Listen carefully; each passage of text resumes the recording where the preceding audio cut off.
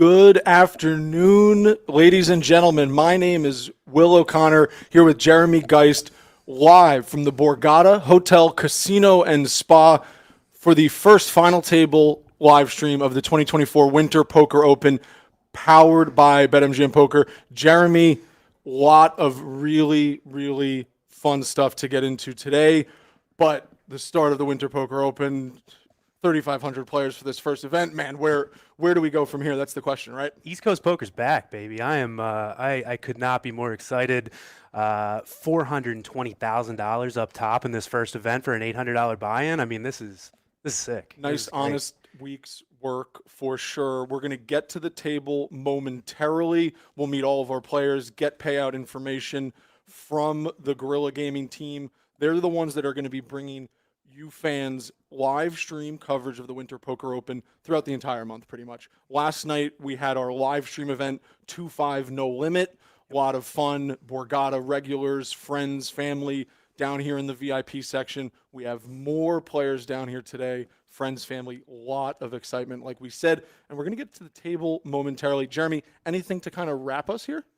Yeah, big shout out to the Guerrilla Gaming team. I mean, my gosh, that entire set, the table, everything looks awesome. Guys are excited about it. It's going to be a good time. Yeah, and as you can see, we are getting there shortly, just working through some final things before we officially go live. And as we mentioned, $420,000 up for first place in this event. You see the payouts kick off here. Even eighth place, first player out today, almost 50,000. You said for what? $800 buy-in? $800 buy-in. Yeah, everybody's got locked up 46K. Just yeah, this is awesome, man. And we're going to get into the leaderboard and some players that you may recognize from big events, live streams in the past. But there are a handful of players here that are, without doing anything today, Jeremy, locking up a career best score. That's a really cool way to start the year. How do you say? I mean, first event of the year to lock up almost 47K. I really hope it's gonna be a good bankroll boost for a lot of guys here. But let's take a look at player positions here. Ari Engel, huge name. Guy has more WSOP rings than just about anybody out there. Looking at Drew here, I believe he's got 2 bracelets if I remember correctly. Drew O'Connell right in the middle in the 6th seat. You see the full lineup here. Drew O'Connell, 2 online bracelets, WSOP.com. So some very experienced players. You mentioned Ari Engel, probably the most experienced. Yeah, right. Another player that we might want to look at is Apter. I don't need 3. He is another bracelet winner, but coming back as the shortest stack. Actually, I don't all mind, eyes, all pressure will be on him to start. And here we are, starting first hand off the deck. Jeremy, what are we looking to see here early on at this final table? What would you be doing in this position? Yeah, so the big stacks are going to have a good opportunity to put a lot of pressure on those middling stacks here. Obviously, pay jumps are pretty substantial as we move up the line. I mean, the difference between 47K and moving up the line all the way to that 420 mark. The small stacks are going to be looking to get it in as quickly as they can, and the big stacks are going to be looking to put pressure on those middling stacks. So looks like Mr. Teapot is going to be opening up with 9s here. Let's see what happens. And Brett wakes up with aces in the big blind. Oh my gosh, guys, let's get started right away. We said that Brett is going to be maybe one to watch as the short stack. Great way to kick off. Aces on the first hand off the deck.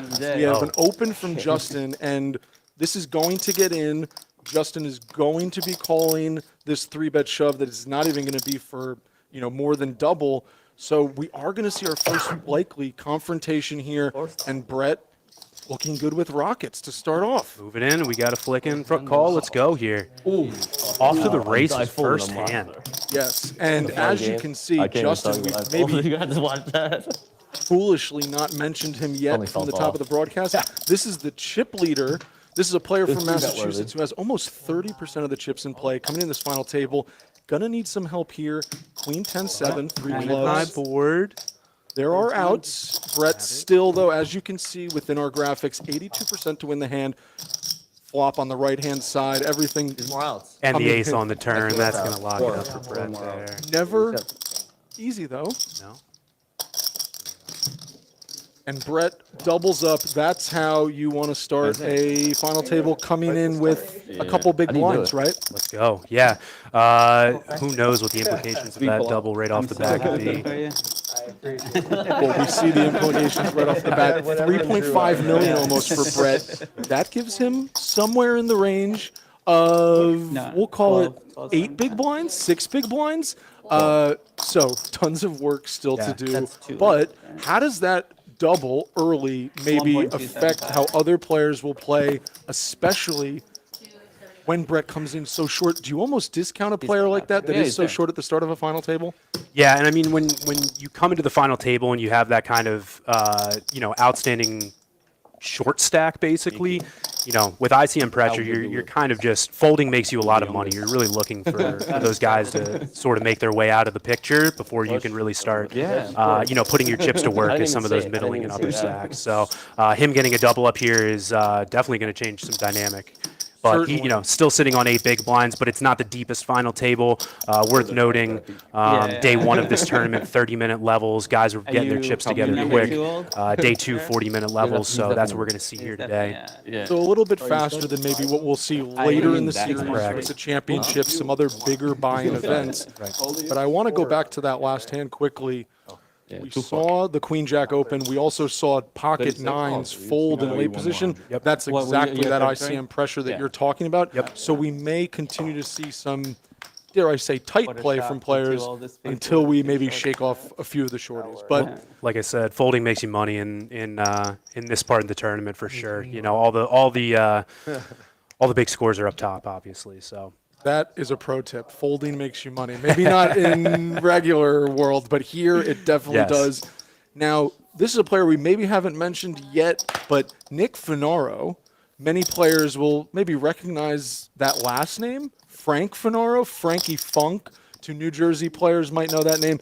This is Frank's 21-year-old younger brother. Played his first ever WSOP main event last year, cashed it, now starting 2024 off at a final table. Very, very cool. And we talked to friends, family, VIP.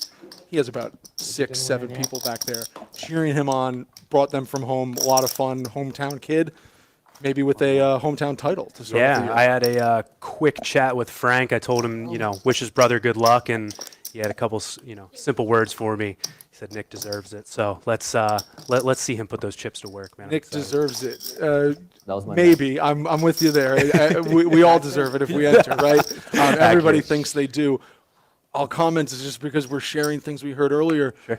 Multiple players coming down here today, either them or their friends or family. This is so sick. How cool is this? And it is. We're not making this up. No. If you're at the Borgata, if you are playing in the Winter Poker Open, right underneath the Central Conference Center where all the action is taking place, that's where our live stream set is. Come by, check out the action, view the table, say hi to your friends who are maybe at the table, but really, really cool vibes just for 1 week at the Borgata, and we're only getting started. Yeah, we saw, a ton of action, ton of players. We already hit that guarantee for the first event of the series, which is really, really awesome. And yeah, it's shaping up to be really, really awesome. Like I said, East Coast Poker's back. I'm stoked for it. East Coast Poker's back, and this is an East Coast player in the small blind, Drew O'Connell. Mentioned earlier, 2 WSOP online bracelets. Won the online championship in 2021. Drew in the tank here in the small blind, just under 6 million. Blind versus blind, in a different scenario, kings can get it in there sometimes just to put pressure. But yeah, he shows the 8-4. And Yunkyu showing Smile a little at him. bit. Yeah. It's a little sheepish, but I like that. Just to, kind of show, hey, here's what we're playing. You don't need to wait 30 minutes through to see that one. I will mention, though, 30-minute delay. So we are, as commentators, seeing the action live. We are not being spoiled or having anything spoiled for us. So we are seeing, hearing players live, seeing the action live, and we will be here until a champion is crowned. A few hands in, though. Just one double right off the jump. We haven't seen any other real pots develop. But again, kind of leading to your tight is right, fold to make money here. Right. strategy. Fast structure, not the deepest final table in the world. But yeah. Yeah, at least from We got 30 minutes here. delay. So Teapot wakes up with threes again, folding that out of the +2 position. Again, going to be making money here doing just that. And you're making money. I'm going to make a mental note because that's just 2 pocket pairs, and I know we're early. I know we're still feeling our way out at this final table. But that's 2 pocket pairs folded early. That's Check 2 pocket this out. pairs in action. Drew here. wakes up with queens on the button, and in the small blind, we've got pocket 7s for Yunkyu. I played with him like. We almost very all well yesterday. might see an all-in He here. did, yeah. Most of the time. Yeah. I played him like last 2 levels or whatever. Very methodical, That was taking only his double- time. he There doubled is me no up, shot like, clock really, yeah. at this final table, so we will see players take Yep. a fair amount of time for the big Aces decisions. yesterday. Right. And 2 times was like you had deuces, min right? The raise second from time you the said no, I button. don't want to Yeah, raise yeah, anymore. yeah. And I had aces Looks as like well a at reach that for time. more from Song. We got a 3-bet from one guy Song. Justin's in probably going to Florida, let this go pretty tournament easily. in the money. Even as chip leader, Back-to-back he's not years, looking to get November. involved here. In the Seminole Yep. series, I got in deuces against aces back And to Drew's back, just gonna in the money, have, deep you in know, the tournament. 2 Going years to in a row, Hollywood a both little times I bit beat here, him. count some chips out, and I think this Yeah. is going to go in the middle. You run pretty well good. here. Yeah, it's crazy. And as you can Yeah, see, Josh K. first time we've maybe seen Hard rock, like, for me, I don't know, unbeatable. some I'm cursed. time in between action Serious. pre-flop. On the I had left-hand aces so many side, times, all like, the at action one tournament, you'll 3 see times as we aces, even head to the 3 flop. times against jacks. Unless we are 3 all times I in, won. then we just run it, Jeremy. Yeah. Yeah, that's the guys like him. The interesting thing is, I think Yunkyu's going to have a decision here. Oh, he snap calls. Okay, cool. And we're off to the races, guys. We have another all-in and a call. Drew is the short stack at risk here. And this A lot of is big hands being dealt right now. almost a 13 million chip pot. This would immediately put Drew into want that, contention. Sam? As you can see, almost an 80% favorite, but we've all lived through these. Let's see how it runs out. King, 8, Jack, all red. Not a lot of help. Also, if you remember, Justin folded a 7 as well, a 7. So down to 1 out, maybe 3% for Yunkyu Sung. Jack on the river. Jack on the river. Drew gets the pure double here. Let's go. And like I said, vaulting himself into contention. This is a player that came in below the chip average. Now he's sitting 3rd place, and we're not even all that deep. So these hands, a lot of equity, a lot of money changing hands here. 100%, guys. Yeah, not to get too much into the weeds here, but obviously, you know, the way all the ICM young works, guys and basically, some everybody's old chip guys. stack has a value. So on these final tables, the more chips that you're accumulating, obviously, you know, you're essentially just Never mind. scooping in equity every single The time. younger here. guy So, doubles for them. now this is going to put Yunkyu. Let's see here. Below the chip average. Yeah, I would say. believe so. I believe that's going to put him right down into a spot where, you know, now he's going to be getting a lot of pressure put on him, obviously. Seems in good spirits, though. And Yeah. before the action, you said we may have a think here from Yunkyu Song. Snapped. Not so much, and I think that's what we will see a lot today, where, you know, players at the given stack depths Right. have a pair. They kind of have to go with it against other stack depths, much like Drew's, right? 100%. And, you know, the thing about it is you're flipping so often against the button when he puts it in there that you kind of just have to go with it. And like we mentioned multiple times, these guys are short, they gotta Of course, yeah. They would have texted you, should have tripled that hand. Can you give me And I think we're going to see that a lot He's too. A gonna lot text me of or- chips or- going in the middle and Yeah. guys making snap calls just because, Almost a yeah, triple again, for you. with how short they are, they're going to have a lot of pretty Zach, you don't straightforward mind- you don't mind? decisions. I don't think we're going to see a lot of guys in the tank here boy. early. Yeah. You'll see it, hopefully. Fuck.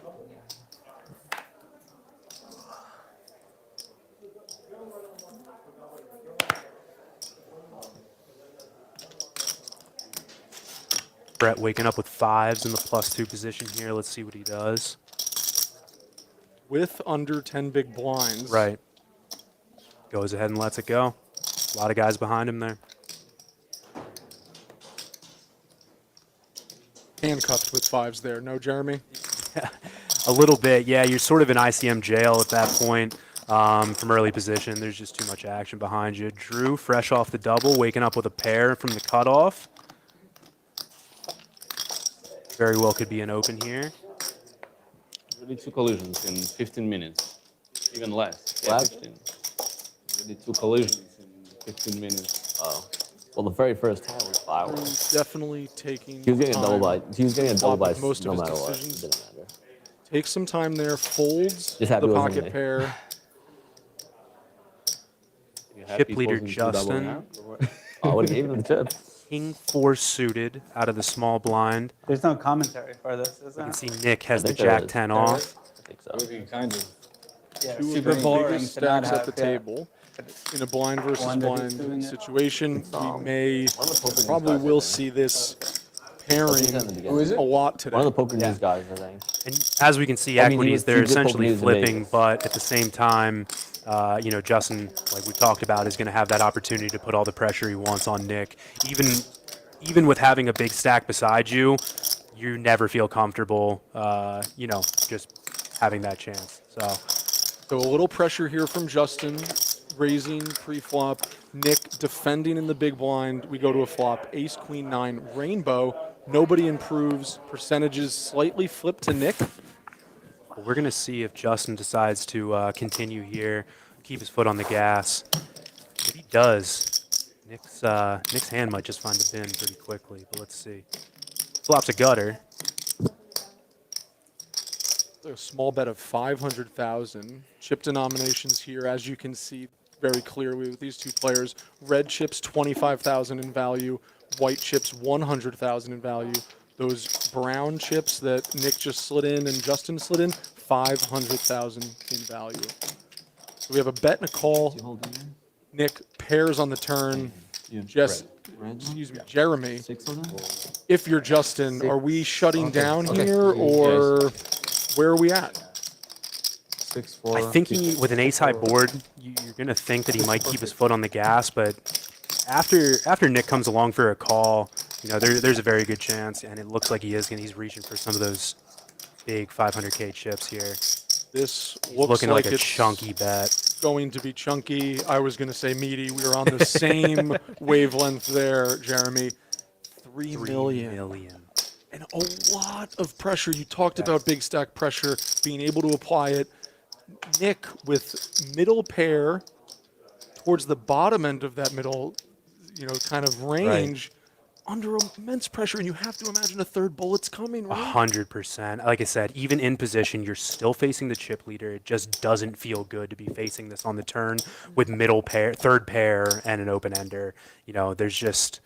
It's so easy to call this here, brick the river, and then just get piled on even. You Yes. never know what's going to happen. So, again, we may see his cards hit the bin here, but let's see, man.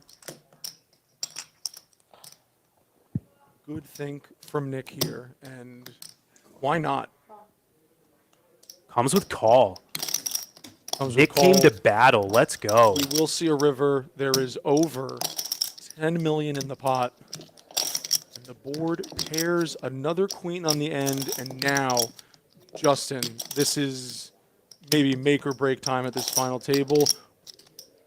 Not even going to try to predict where we're going here because really, really tough spot and a lot of other stuff at play. ICM, other stacks. History between these two players, which maybe we don't know that there is, right? Absolutely. And, from the perspective of Justin here, bluffing on a river board pair is never the best thing that you want to do. You got to figure that his aces, let's say they both have an ace. They're pretty much chopping at this point, so it's not necessarily good to try and fire out. Maybe you can try and get him off a chop, but in this specific scenario with him just having king high, with the board pairing on the river, it's not necessarily a spot where you want to go for a large bluff, and it looks like he's thinking that over right now. I But want to be different. who knows? Let's see if he goes for it. Comes a check. We have a check and almost check an back. insta check Yup. from Nick. All right, Nicky. Let's go, Nick. Scoop it in, and if I'm not mistaken, I believe we have a new chip leader here. As you can see, Yes. Nick Funaro, 55 big blinds, almost 23 million in chips. The new that? chip In leader that- at in the that pot. kickoff final table, and 9 that million. is It's how like everyone's easy stacking that pot. What are you talking things about? can sway, things can shift, where one hand. One hand, and you'll notice too. Two bets, right, Jeremy? two Like bets. we're talking Yep, small, Right. little cuts like here, 11. right? Not even an all-in and a call. We just had a standard hand that, you know, led to somebody moving up to first and chips. So, 10, and if you notice too from the 25, graphics, yeah, with that double up, Drew 50. moved up into third place in chips, which is You don't wanna such a flip better it, though. position to be, you know, navigating from where he was at. And, you know, from everybody on this final table, Drew having 2 online bracelets, some success. He's also a big cash player too, which I talked to him about briefly.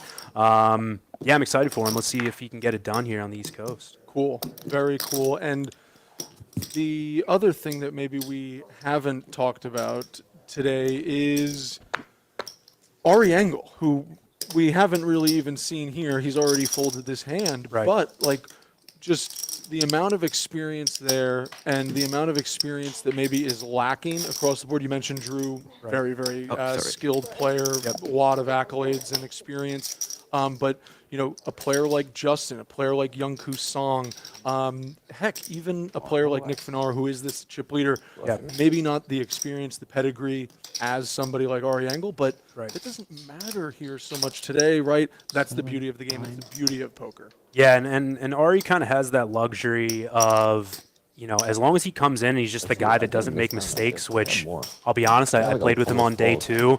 He's just rock solid, man. I mean, obviously he's had a ton of success, but, you know, the guy, 10 to 50. he backs it up by just being an extremely solid player. He just doesn't make a ton of mistakes pre-flop, and post-flop he knows where to put the pressure on and, you know, put his foot on the gas. So we'll see what happens here. And maybe those, you know, decisions or mistakes steps pre-flop, like I have a when you lot. are, as we just saw, Yeah, at you the spent the 13, morning getting it. 10 big Well, blinds, 15 we big were blinds done range, like after Ari is, midnight, so I already got a bunch last night. right? and, Because, 100%. as you mentioned, not even a so sweat. much money is in this ICM many strategy, these places. times have you paid? We need to be Never. very, very cognizant about that, and we Neither need of to us have be paid. perfect if we're going to, like, you know, take ourselves 7 seriously. 100%. Ari, How do you know how I much heard him 10,000 miles speaking is? with a few players 10,000 steps yesterday, is like- even talking about like 10,000 5, steps. 6 Like big blind, shoving, calling yeah, ranges. something like that.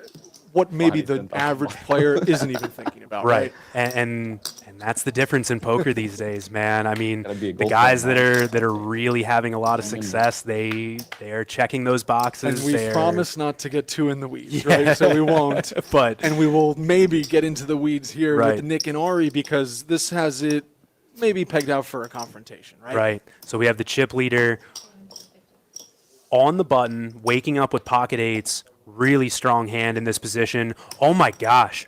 Ari wakes up in the small blind with kings, and Teapot wakes up with ace king in the big blind. Look at the look on Teapot's face. Dude, He wants him to shove so bad, right? But he has no idea. 100%. So Ari's going to put it in here, but the thing that I was mentioning before is with Nick, the chip leader, opening on the button, ace king is actually in a really rough position here out of the big blind, because once Ari puts this in, which I'm pretty sure he's going to, obviously, unless he goes for an...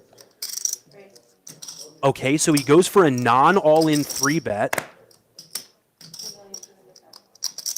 Very, very sneaky from Ari Engel. $3.2 million, excuse me, chips is the 3-bet.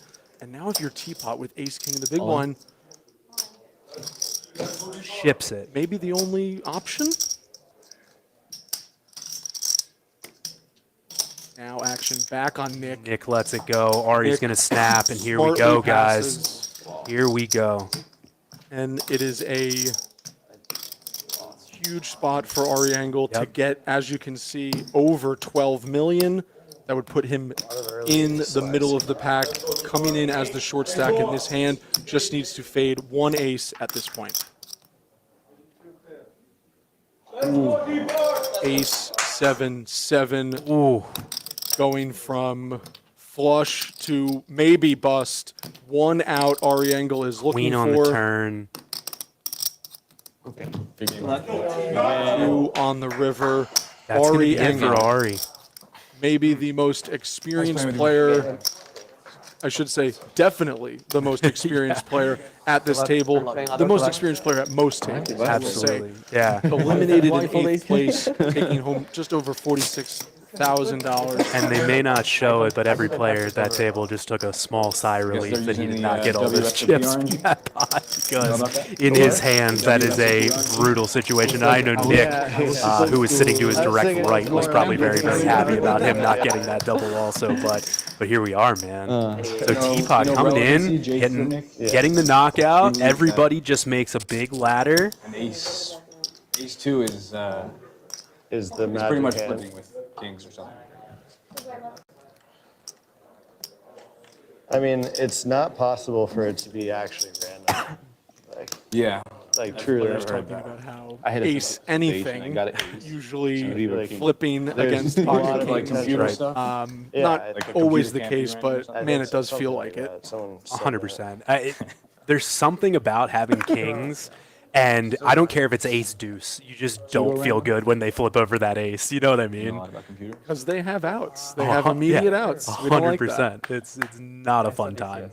So a little bit of shuffling Nikki, what did you within the chip stacks to start. Ari Engel Eights? going Pocket from eights?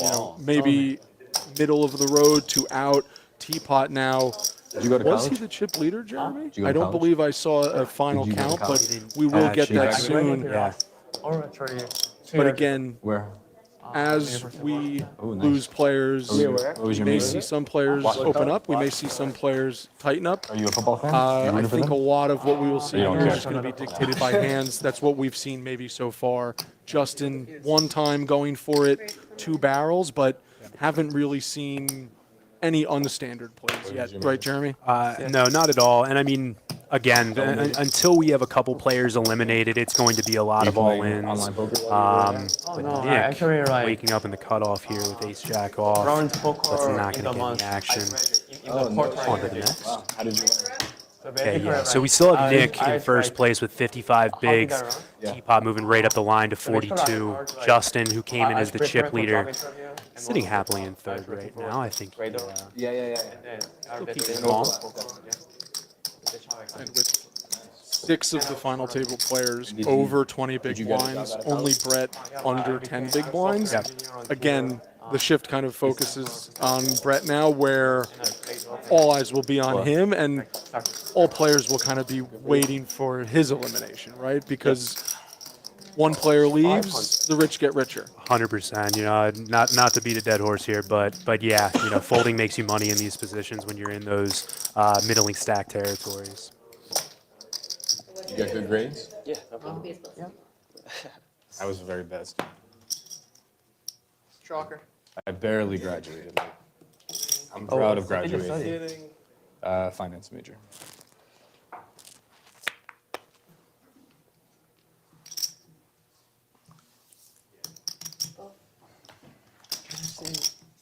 Do you have any brown chips? No. Okay, RBA. Yunkyu song.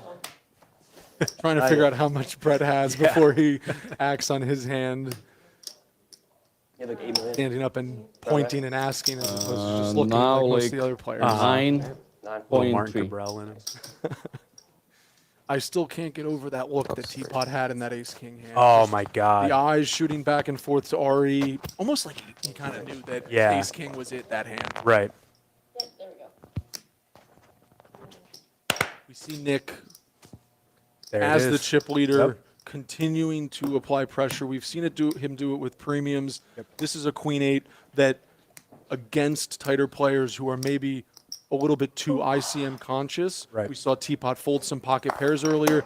Nick is going to apply pressure here, and I think he's going to apply it well. Yeah, and if you'll notice, Nick opening up kind of what you would think is a non-standard hand here, but you know, I do think the big blind's going to defend here with King Jack off. However, you know, this is a situation where King Jack can easily put his hand in the bin here, just trying to ladder up and not try and get in a situation where, you know, he flops bad. But I think we're going to see a check. Like this exact situation Right. where we are short, we're calling with King Jack offsuit in the big blind, and then we are just totally whiffing, and we almost have to check, and Nick can now apply pressure. And I think this is going to become something that we see a lot today. Yep. And it's just going to be a matter of if players can find the right points to play back at Nick. Right. I have a feeling that his aggression is not going to stop. Nick is, even at 21 years old, a very, very solid player. I saw him when I was down in the Bahamas. Really, really solid player along with his brother. Yeah, he knows these positions. He knows the pressure points, and he knows, what he needs to do.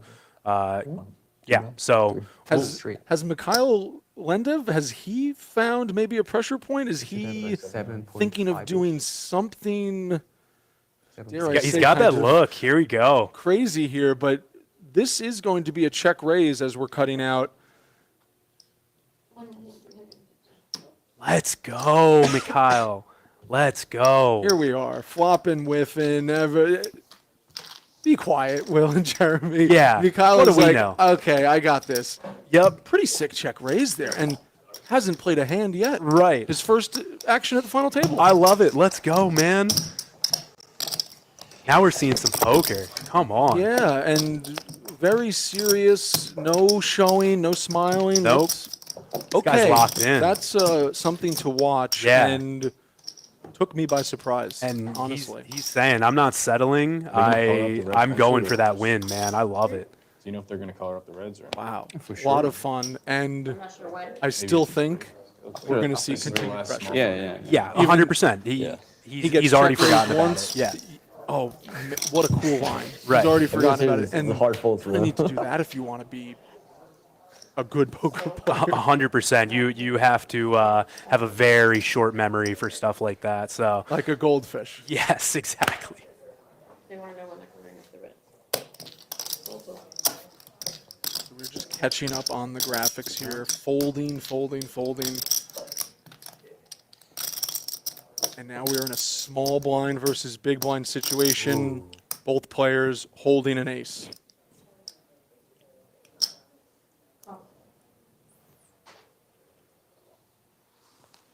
Mykhailo limps. Yep. And we do not expect to see a check and a flop. Right now from Drew, we expect to see him to put in a raise, right, Jeremy? 100%. Yeah. He's just got too much hand, I think, to let this go to a flop for free. So How does this become different if Mykhailo is raising to enter the pot? If that is the case, do you think we see all in pre or not? yeah, it's tough to say. I mean, I think it mixes. I'm sure there's some flats in Drew's range with ace jack off, but again, Drew, very experienced player. He may be finding some piles in that situation too.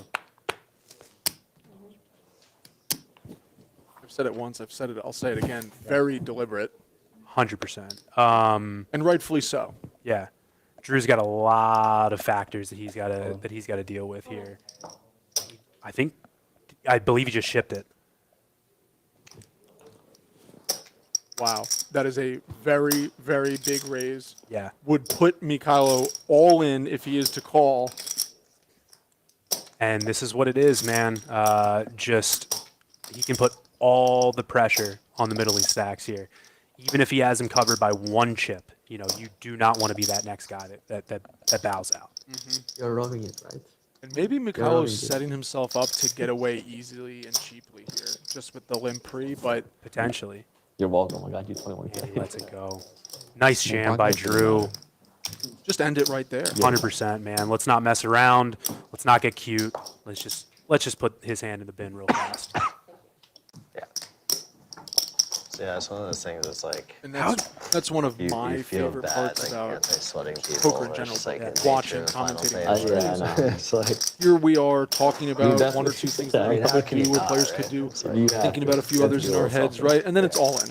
And the options and the things that are going through Drew's mind there, I would love to pick his brain about them. But Yep.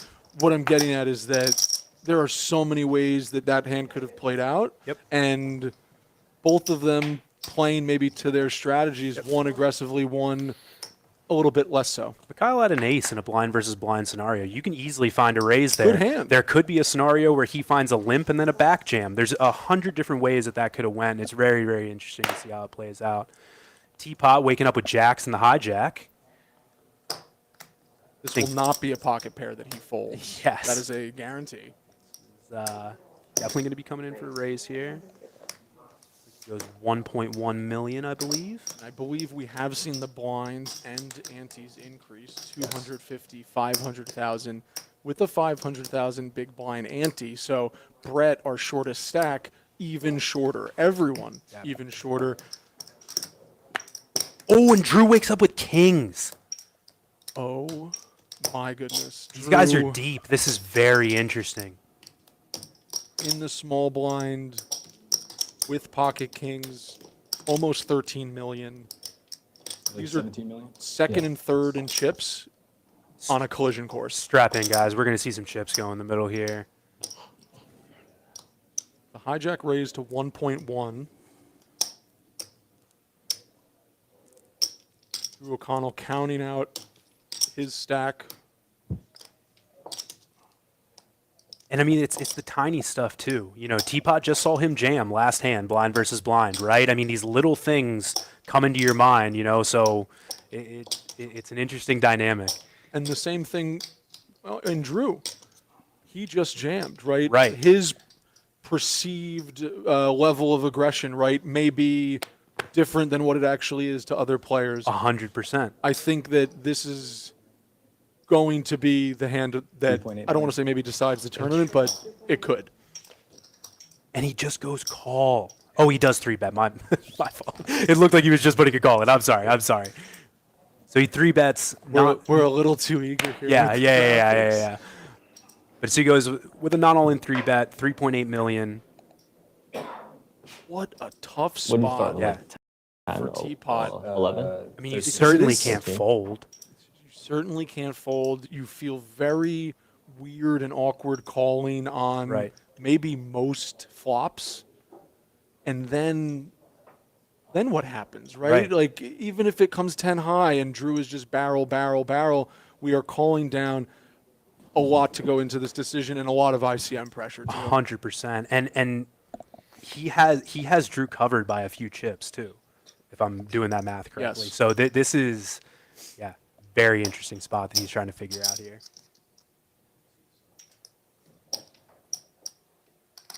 And as mentioned, no shot clocks throughout the Winter Poker Open, so we will see players take their time when they need to. Yep.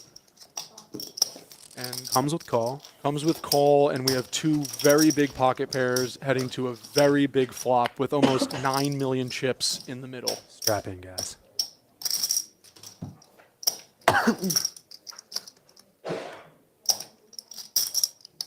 Six, 4, 6 flop. I don't see how Teapot can get away from at least 2 streets here. With 9.3 million in his stack to the 8.6 million in the pot, where are we if we're Drew? Are we trying to maybe play slow? Are we trying to milk our way into the pot? Or are we going with that 0.5 blunt object like we did maybe last hand? He came with what I think is going to be about a quarter pot, which is really exactly where you want to be. When you have kings, you want to be able to get the money in clean on the turn, I think, here. Get some value on the flop. He knows he's Those are never stacks of even red, really right? probably going to fold Yeah. out ace highs, ace queen type hands with a small quarter pot bet.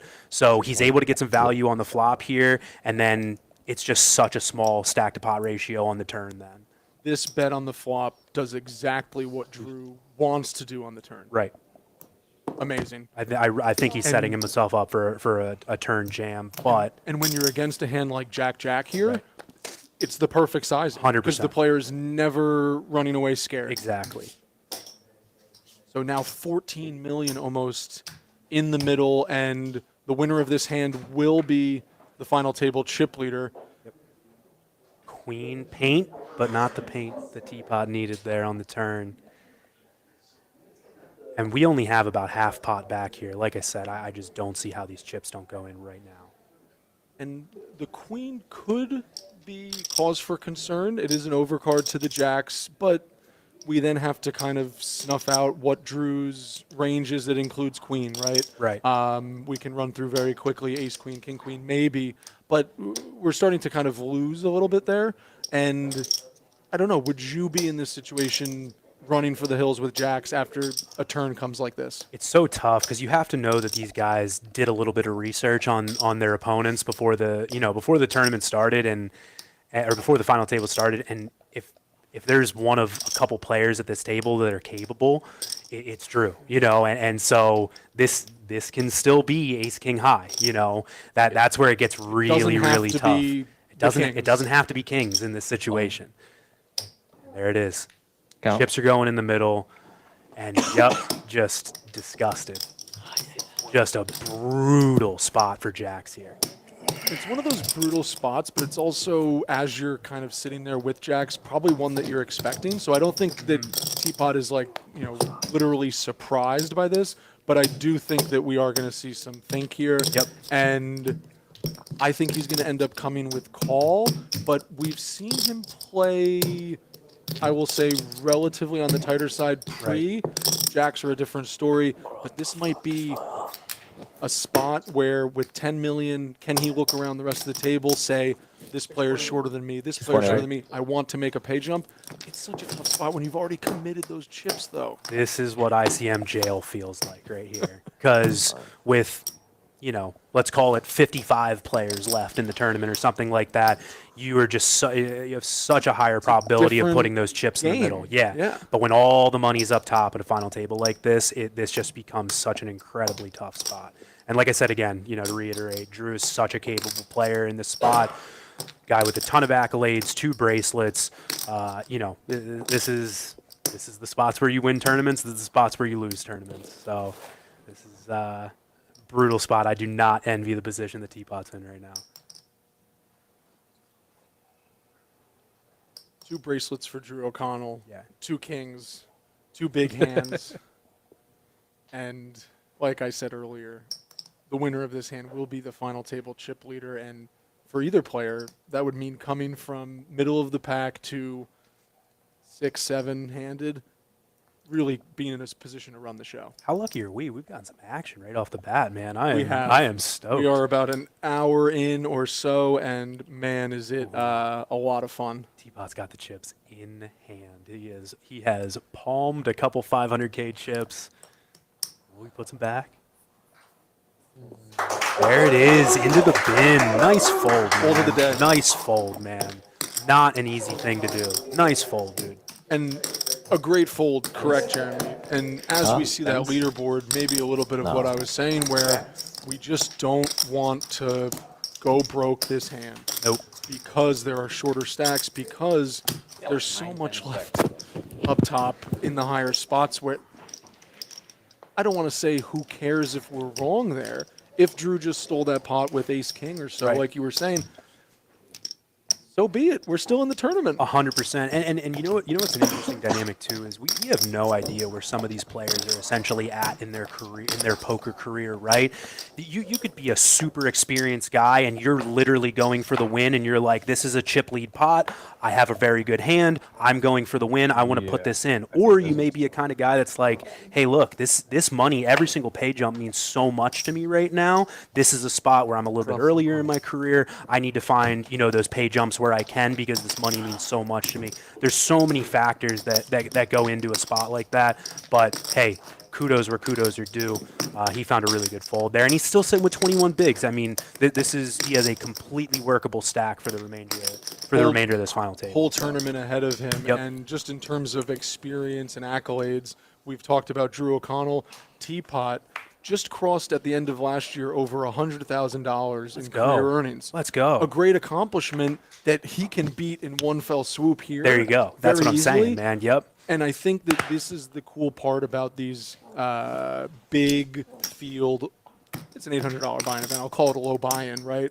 Won't get too big there, but these fields bring out every type of player, right? Ari Engel, the most accomplished WSOP circuit player of all time, versus players at this final table who have less than 100,000 in earnings. Nick Funaro, 21 years old. He's can't even been able to gamble for more than a year, right? So like the coming together within these fields is so cool to see, and those are the storylines that we hope to share through these live streams, but also if you are following along outside of the live streams, 8, poker.org, 10, covering the entire Winter Poker Round Open 11. with instant Yes. coverage, editorial 12. coverage, social media coverage. These are the stories that you will be able to see throughout the Winter Poker Open off these live streams, on editorial, on the websites, instant.poker.org for all Winter Poker Open updates. Got to give a shameless shout out to the team over at poker.org. I'm really, really lucky to get to work with them towards the end of this series here. Great group. And yeah, like Will said, instant.poker.org. Make sure you're going over there to check out all the action. Good group, good flop for Mykhailo right here. Good Top cutoff two versus big pair. blind. Yes, cutoff versus big blind situation. Let's see what happens here. No club in Justin's hand, so just drawing, as you can see in the top right corner, 2 queens as outs. And again, you're in that situation where even if even if this were to go check and the queen landed on the turn, you still don't feel good. I mean, on a monotone flop, but I mean, you feel a lot better. But, Certainly but his card's fine to bin. We're gonna move on to the next hand here. neck and neck at the top between Nick Funaro and Drew O'Connell, 2 New Jersey, Yeah, like I'll call 20. them homegrown players. How does that sound, Jeremy? Yeah, and that's the other thing I'm really excited about. I am from the greater Philadelphia area, and I have always been a huge proponent about the amount of really excellent players coming from the tri-state area. So I'm really, really excited that Borgata is putting them on showcase here, man. There's a lot of really, really great players that come from the New York, New Jersey, Pennsylvania, Maryland area, and yeah, man, I'm so excited that it's getting showcased here on the East Coast. It's really, really exciting stuff. Cool. Yeah. Cool.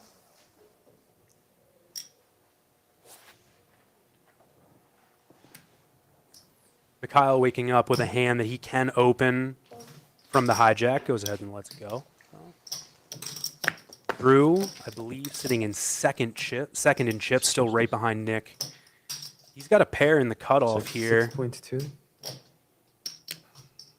2 shorter stacks behind him. I believe he's going to want to be raising this up.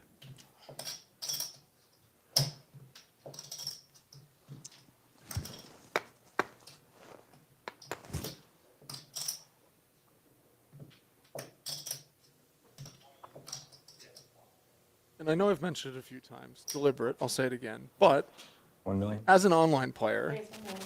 all of your information right at your fingertips, right? Right. Other players' chip stacks, blinds, things like that. Drew might just be counting along, might just be trying to put all those digits on a physical item as opposed to a computer screen, right? Absolutely, yeah. He's look, when you get up to the point, you know, that Drew is with having as much success as he's had, he is taking into account every single thing, calculating big blinds, making sure he knows where he's at, knowing where the shorter stacks are at, knowing where the bigger stacks are at, knowing who he doesn't want to mess around with, knowing who he wants to put pressure on. So, yeah, I'm not surprised that he's deliberate and taking his time on every single one of these decisions here. Wouldn't you, Jeremy? Of course, 100%. Yes. We'd be remiss to Yes. not take all of our time to think of these decisions. I will give that an opportunity to commemorate or commend you on your first tournament cash of the new year in this Yeah. event. 1.1. I did. I'm sorry I didn't look at the results sheet. Place, payout, what do we got here? Well, I couldn't be happier because although I busted in 181st place in this very tournament, I satellited into it for $160 through one of the many awesome satellites that Borgata is running throughout this series. So, yeah, I'm in for $160, out for $17.77, and I still also have a ticket left to the 500 almighty million. So yeah, man, and I can't complain about busting a little bit early, but I got to play with Ari and got to play with Drew on day 2 there. They were both at my table, but yeah, couldn't bring this one home, but maybe we'll have some luck in the almighty. Maybe Who in the knows? almighty. Yeah, man. Congratulations. A lot of success ahead for you, I hope. Appreciate it. And maybe some confrontations ahead here with ace 9, ace 6, king jack out there in cutoff dealer small blind in close proximity. Yunku's going to open up for 1.1 million from the cutoff with ace 9. Pretty standard open here. Let's see what Nick does out of the small blind. He has a hand he could absolutely 3-bet, and I think that's where his head's at right now. And Yunkyu Song opening off of just over 7 million. Yeah. So having to take that into consideration if you're Nick, certainly. Let's see what he comes with. Yeah.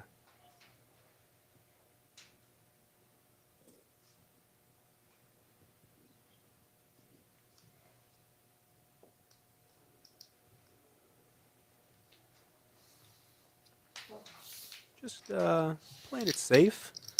Probably a spot where that mixes between 3-bet and fold.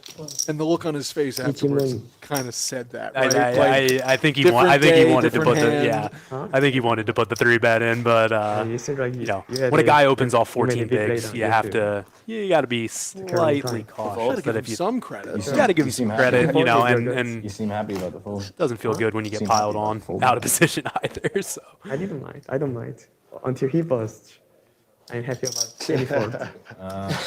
Even if I have aces, I'm happy about fold. was that Drew maybe trying to get a little bit of information? don't Were think him, you like, happy about that making all fold? the Did you like king that and fold? then Were you looking for a call? some there? other What's guy has going on? ace king.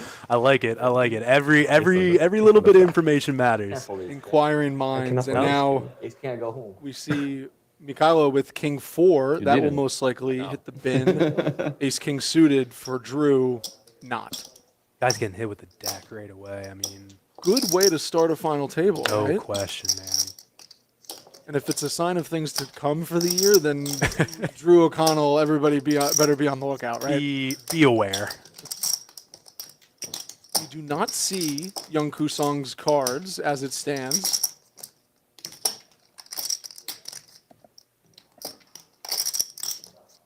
He is in the tank, though, in the hijack. Yeah, Looks like he's eyeing up some other stacks across the table. This is, I 1 million think, club. something we've seen before. We will continue to see it.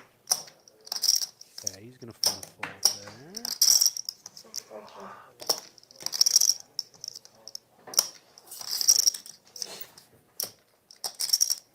Nick, a potential suitor on the button here with ace 9.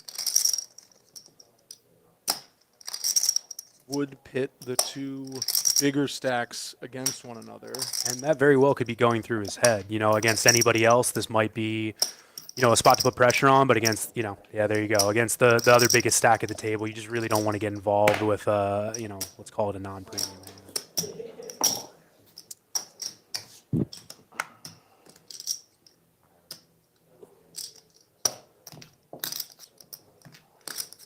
Oh wow. Can get through. Easy pickup there for Drew. No complaints. Never a problem picking up chips with, you know, with no showdown or anything. Can't complain. And we have not really been keeping tabs on Brett because there's been action, there's been big stacks changing. Yeah. We did just see that Brett is down to 2 big blinds Two in the big small blind. Yep. I'm going to have to do some quick pencil math here, but I don't think that he's going to really have many more opportunities. Yeah. And we may not even really see him be able to play his big blind again. So Yep. now or never maybe for Brett. Tough spot to be in. 100%. And again, this is where when you're one of those middling stacks looking around the table, you see I've got a guy that has 2 big blinds, and if I let him bust, I make thousands of dollars. I have a guy you who's know? 1 foot out the door. Let's not keep him inside much longer, right? Again, folding is going to make you money, and then conversely to that, you know, Nick, Drew, they can look at that situation and go, okay, you want to wait for him to bust? Cool. I'm just going to pick up all the blinds in the meantime. So, yeah, it's an interesting one. Nick probably considering right here, this might be a hand that I might open if somebody didn't have 2 big blinds, but since they do, I don't feel like getting piled on. But what do I know? He's just going to go for it. Boom. Million in.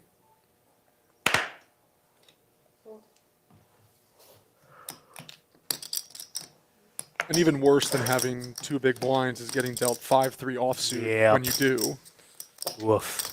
I feel like he used a little bit of his run good on the first hand. I with know. Pocket aces. Couldn't get that second double, though. But, hey, his presence at the table will dictate and affect some other decisions, especially Mykhailo, Yeah. right? You know, not defending Buns a good. king-9 offsuit. Yep. A lot of things in play, but number one being, and maybe we don't look too further into it than this, Yeah. a guy, like I said, has a foot out the door. Right. Yeah, I think in multiple other situations we see him defend there, but chips are just so precious at this point in the tournament. I mean, every chip is worth thousands of dollars. No. You're killing us. I know.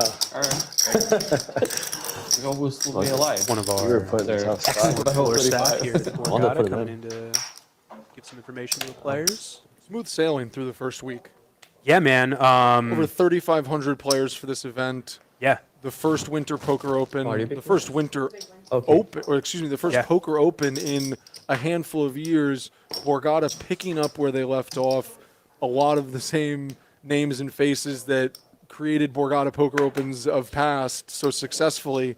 So Listen. a huge credit to the team here and a lot of success coming, not Yeah. only the rest of the series, but for the time being. You said Borgata's back. You said the East Coast's back. Borgata's back, It's East true. Coast back, and I mean, it's just, oh, we got it going in. Brett finds an ace on the button. He's going to stick those in, and this is tough for Drew. He kind of has to call with basically any two. Too big. You see him laughing. He's like, I have such a bad hand. I don't want to put this in think about here.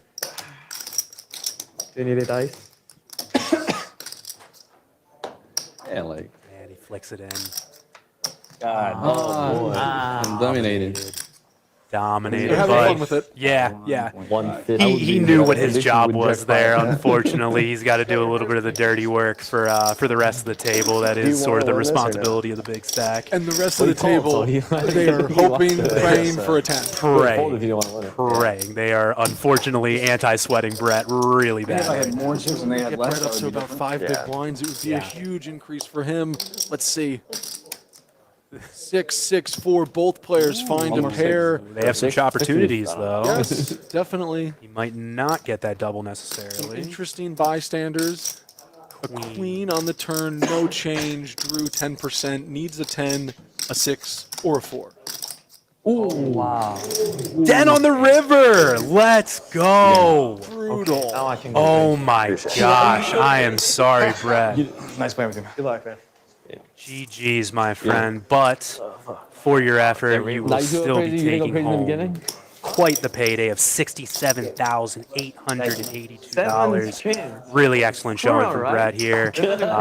Came in short on the final Isn't it table, was bad, able to bad, spin bad, it up bad. to, hey, at least one pay jump after Ari found his exit. So can't complain about a $67,000 payday, man. Sick. You No, owe me Brett chips, went to right? bed You last paid me night, back. 8 of 8. I felt it. If you were to say when you woke up, we're going to let you ladder once, Yep. I think he'd take He would be Coming stoked. back Yep. with a handful of big blinds. Yes. I'll take Definitely this. be stoked. I don't want to And, be like, Professional. talk about I know stoked. what's Drew going on, O'Connell, right? stoked, stacked, Even whatever you want to use call it. 10 on the river. My goodness. is this one or this one? He was also short stack yesterday, right? Oh. Now he had a decent stack. Mountain of chips in front of Drew, the chip leader still, Unless I have. and Oh, he was on my table. I think that we will see him apply pressure. We've seen some tight play otherwise, but maybe potentially this final table will open up a bit now that we don't have Like like this? a super short. It's okay? Yeah, going back to what we were talking about poker being back at Borgata, the players across the tri-state area used to live for the quarterly events at this place. And so, Players across the country. yeah, I say. yeah, And, man. Maybe this final table, this event, maybe a little So bit now more you can go regional crazy? focused, but Right. Now I can go as crazy. bigger events, mystery fun. bounty, Before you played well, right? big No craziness. $1,000 plus went events crazy throughout before. the week leading into the championship, and a $5,000 championship. That's going to bring out some of the big dogs. 100%. Yeah, it's cool being in here after some time away. as lame as it sounds, bankrolls have been made and lost in these hallowed walls, my friend. And yeah, you know, this is a perfect example of it here. Early in somebody's career, a quick 400K jump up in your pocket is not a bad thing. So Changes so much. it changes your life. That's the cool thing about, that's the amazing, beautiful thing about poker.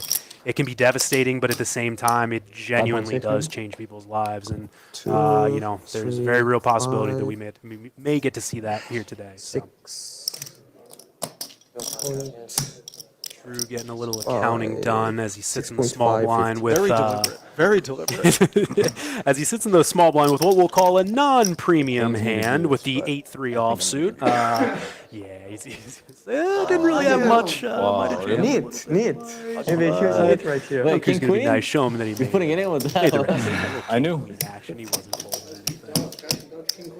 Drew and Yunkyu have seemed to have a little bit of a back and forth. Before I came, you know, in the booth, I was kind of just paying attention to everybody. Seems like Youngku's got quite the good spirit, always smile on his face. I appreciate that at a final table as big as this, you know. Yunkyu showed when Drew folded in the small blind. Drew shows in it the beginning. too friendly for me. Yeah, I won't jams blow, there, but right? at the I same took it for, time. like, Queen Jack, Jack 10 kind of hand. I fold those. I don't play those. You don't play those? Nope. Wow. With you there. TJ neat. There you go, yo. I don't play those from Drew. Lot of fun. 6 players remain at this final table, the kickoff event of the Borgata Winter Poker Open, powered by BetMGM Poker, live streaming from the Borgata Hotel, Casino, and Spa in Atlantic City. We're going to be here all day until we crown a winner in Event 1, but we will also be here all month long, whether you're watching on YouTube, Twitch, or through our media partners, poker.org. 9 total live streams through the Winter Poker Open schedule, first of which was last night, second of which today. More coming over the coming weeks. Big action at Borgata, bigger events. I hate to say that it's all going to get bigger from here, but kind of. Yeah, we have honestly some really sick events coming up here. On the lower side, $500, $1 million guaranteed in the almighty million that's coming up in just a couple days. A huge mystery bounty. There's going to be some massive bounties that get pulled during that. Somebody, we're talking about life-changing feats of poker, right? Somebody within the mystery bounty tournament is going to win a grand prize of $500,000. $500K. Outside of the payouts. Yep. For knocking a player out, for picking an envelope out of a bin. Just walk up there, just boom, just pluck a little $500,000 action. No big deal, you know. Just at the Borgata, hanging out. one gonna move? Well, you know, a little $500,000. Just snag it right out of there. Oh man, I can't wait for the mystery bounty. That's gonna be awesome. Cannot wait also, and really, really excited for just everything that has to be So I don't need to move my chips. coming up on the schedule. Yeah, a ladies live event stream, a PLO specific live event stream, and a high roller, high stakes live stream as well. Really excited. On top of just massive final tables, and push the BetMGM Poker agenda here a little bit. A online hybrid event that is going to start online in New Jersey, $1,000 buy-in, play down to a final table. We'll come back, play that live as well. So I love it. In total, 9 streams throughout the Winter Poker Open, the most Borgata has ever done for the biggest Winter Poker Open, the biggest poker open in Borgata history. It's the new poker boom. It's back, baby. I am so stoked. All right, let's get back into the action here.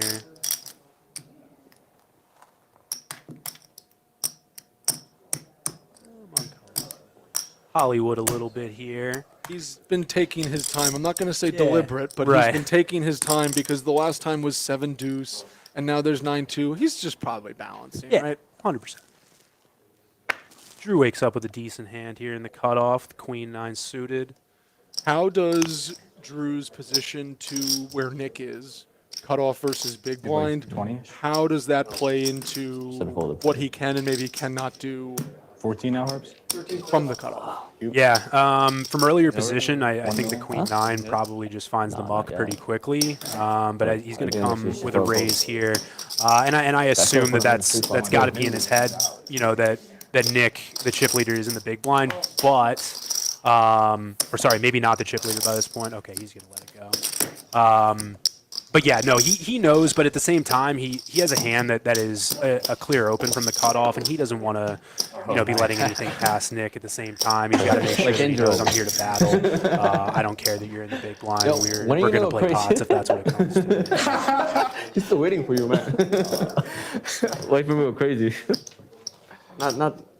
Not now? Yeah. You cooled off? I don't know crazy hand. I cannot play crazy. Okay. Give me King Jack offset. You go crazy? Maybe.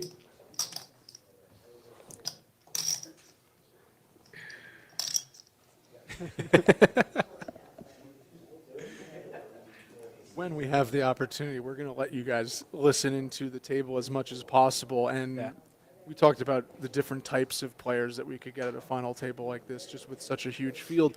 I think the other cool thing is a lot of these players have been playing together for a substantial amount of time now. Yeah. And I'm not going to say that everybody's friendly, but like you start to build some rapport with people, right? So Yunkyu and Drew a little bit, Right. Teapot and Yunkyu, like just some good vibes, and we're playing for big money, but we can still have fun with it. 100%. It's fascinating to see different dynamics at final tables and the way people act.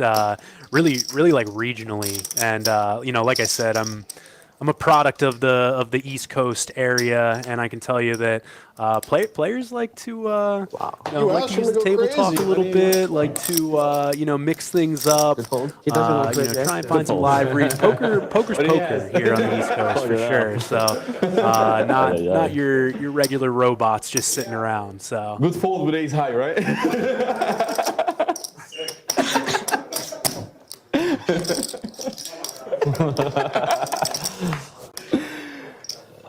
When you get a minute left. It's funny at the table that much. yeah, Oh. these guys they're I'd be in a good mood too. They're keeping it light. They've already gotten two knockouts, one step closer to being in the six-figure pay range. They're doing okay. They've started off their year pretty well already. Fold. Are we on the six-figure bubble? Good question. Yeah, that's a good question.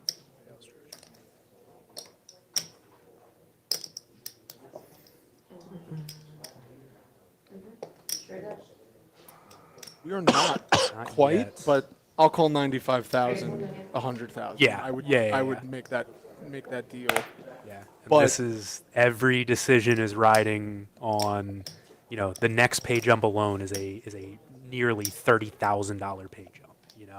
And Yeah, just 40 buy-ins. no big deal. Just a quick 40 buy-in pay jump.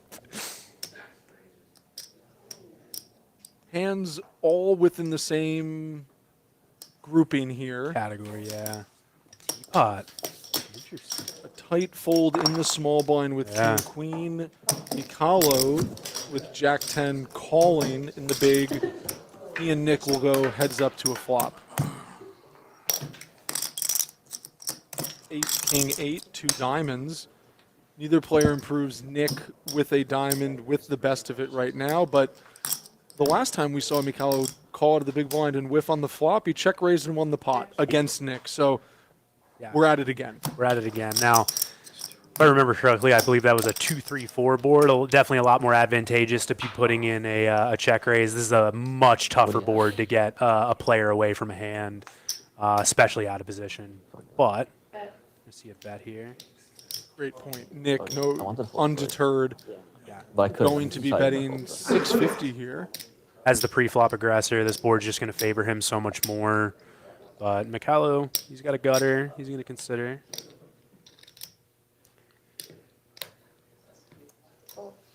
Let's go. No biggie. It looks like Nick moves over that 40 big blind mark, over 20 million. He and Drew O'Connell, the only two players over 20 million right now, but as you can see, the rest of the leaderboard in tight quarters. Yeah, I expect to see Drew potentially put his foot on the You have like 8 gas million? here pretty soon. Let's see. Is this with 6 players left and those huge pay jumps coming like we 6.5, talked about? 7, Is this like maybe the 8.5, inflection like point 8, where 8.5. you go a little bit more Oh, maybe I cannot aggressive, go or are crazy. we keeping it in line still, Huh? you think, Jeremy? You've been going crazy. Yeah, I mean the pay jumps are getting big, obviously, but I mean Drew's just such an experienced player. I cannot just believe I'm recording foresee, this. you know, him really picking going crazy picking there. his spots well and just knowing where to put the pain points You know, together. I told you at the and figure beginning, it right? out. Only playing suited aces. But you got to get the Folding cards off too. the You know, aces. sometimes Okay. sometimes the deck's just But not not going ace to work with you, no matter how aggressive you intend to be. You know, sometimes it just doesn't work out. But So far, he's been on the right side of most of the encounters he's faced. he's ran really hot so Yeah. far. 20.4. Folds to Teapot's button. Ace-8 offsuit Raise. is going to come in for a raise. Got a workable stack. Blinds are up, by the way, 300, 600, 600 big blind ante.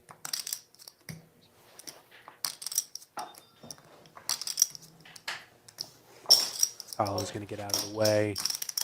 I think Drew's going to have a pretty easy decision here with the old 9-4. Nice pickup. Moves him back over 10 million, and Jeremy, you are correct. The blinds and antes are up, so these are going to be the antes for the next 40 minutes or so. Just As counting. we saw, though, compressing towards the bottom of the leaderboard, we're looking at 15 big blind teams, big blind stacks. Yep. That may find their way in over the next level or so. Yeah, right now Mykhailo's sitting as the short stack with just 14 big blinds, but make no mistake, 14 big blinds can make waves in a final table like this. So Double once, it's 30, and yeah. you're second in chips, exactly, right? it's wild. You know, when you The swings at a table like points this, is and perfect. compiling some stats on players as we headed into the overnight. Players that reach the final table, like those first, second, third payouts, that's where all the money is at, like you were saying. And there's a lot of good final table experience with Drew especially. Nobody else really at this table has much of that. right. That maybe is going to factor into what you were saying about Drew putting pressure on the rest of the table. But also, you have to take into consideration that career best scores already I just locked forgot to up push. for 1, 2, 3, 4, 5 of these players. So cool. Whoa, these It's cards so are way cool, smaller. but it Oh, adds wow. a different What the hell? dynamic, and maybe Drew knows that or not. But Yeah. interesting to see if he can latch on to that and force some Cards. pressure. We saw Right. Oh, what happened with the cards? It's Queen like half the come up size. earlier. Yeah. Yeah. So we are seeing some changing strategies, dynamics, Definitely. a little bit. Definitely. And we've seen Justin be fairly quiet, coming in as the chip leader. Yep. Took maybe, I'll call it, one stab in a pot against Nick. Right. With no pair, but for the most part, maybe hasn't really gotten the hands. He's been letting it play around him a bit. Yeah, hasn't gotten the hands, and unfortunately, like you said, kind of had to sit on the sidelines a little bit as some pretty experienced players around him are piling in some chips. So that's got to be tough to have Drew to your right and Nick to your left. And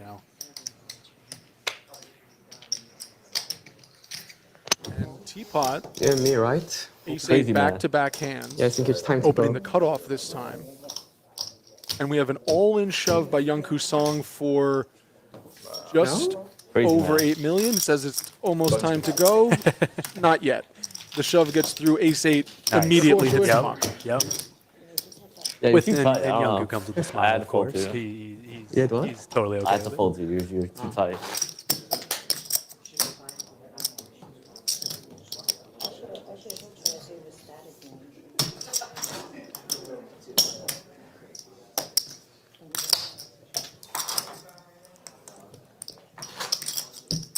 Had to fold to you. You're too tight. I hate to hear that. As a player, the you're too tight or you're a nit, I know, they're tiny. really hits the heart. It's brutal to hear sometimes. You want to be the action player. Very weird. Everybody So play your unusual. game. We really Yeah. It'll work out. Yep, I know. We just got used to the big ones. Yeah.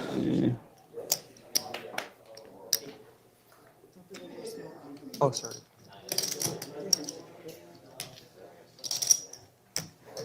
Yeah, if we didn't give you enough reasons to come down to the Borgata, huge payouts, big fields, I'm telling you guys, come down for the Borgata tournament chipset alone. They have one of my favorite tournament chipsets I have ever played with. Those things are awesome. I believe they're ceramic chips. They are awesome. They shuffle almost perfectly. So just putting that out there. Just putting that out there. If you like nice chips, Yeah, then this it- is also the place to be. If you appreciate a good chipset, the Borgata has a very, very good tournament chipset. And a few in play this week, this previous week, next week, because there's multiple events. We've been talking Yeah. about the big ones, the live streams, over 22 trophy events, over 20 secondary events. So over 10 million in guarantees. This event crushed the opening 2 million guarantee. So expect to see more of that. And we maybe expect to see a confrontation here between dealer, small blind, Drew, Yunkyu Song. Okay, okay. Drew again getting some accounting, yeah, getting a final count, exact count, it looks like. Yeah. And I mean, without question, Well, he Drew's miscounted going at to the be end of the opening night. the king queen off from the button. You put that he had It more really in his just comes bag down than- to, you know, what's Yunkyu gonna? Ace four is a lot. Ace four suited specifically is a lot of hand. So we've kind of determined that Drew will open. We Right. expect to see that. Is he taking any into consideration Yunkyu stack in terms of what he sizes at? Most likely, I believe, typically in these situations, you know, you want to be opening closer to 3x than the kind of the standard 2x 1.2. range. But it's going to be interesting to 1,200,000. see what it goes with. 1.2 is the raise. Goes flat to 2x raise, and Justin wakes up with 8s in the big blind too. This is an interesting spot. 3 big hands in close proximity. Never mind timing. Okay. Ace 4 hits the muck. Pocket 8s, maybe not. We just mentioned how quiet Justin has been. Need of verification, yes. Early stages of this Actually, final they table. don't Came in as the anticipate. chip leader, now facing a button raise from the chip leader. 8s is obviously a lot of hand here. You're certainly not folding. I think it would be a bit of an overplay to find a raise here, but he's certainly going to see a flop. Might be in his head, maybe one of those see a flop, no set, no bet situations, but regardless. Mullen. Just over 12.9. 20 big Yeah, sure. blinds, and we have an all-in. Justin has moved all in for just under 13 million. Again, what do I know? What do I know either? Put the and chips in the what a middle, my man, huge portion and of gets the Drew- fold from Drew. Let's go. What a huge So if I portion of jam, the it's a call. stack. Maybe the only Then it does good size thing. that It works does nice. Yeah. Honestly, like I said, amazing aggression, amazing shove there from Justin. excellent. Hey, he's been quiet, but look at that. Guys know when, you know, he knows how to pick his spots, knows when to Came put in the as the chips in chip play. leader, maybe Yeah, not for a reason, but right. they didn't just gift him those. 100%. Yeah. Earned, It's like 6, earned, 7. not given. Nice play, Justin. Respect. Respect, my man.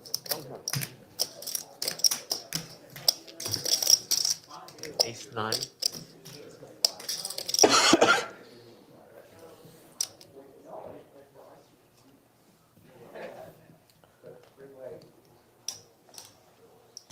Shortest stack, Tanupat, King 10 offsuit, under 15 big blinds though.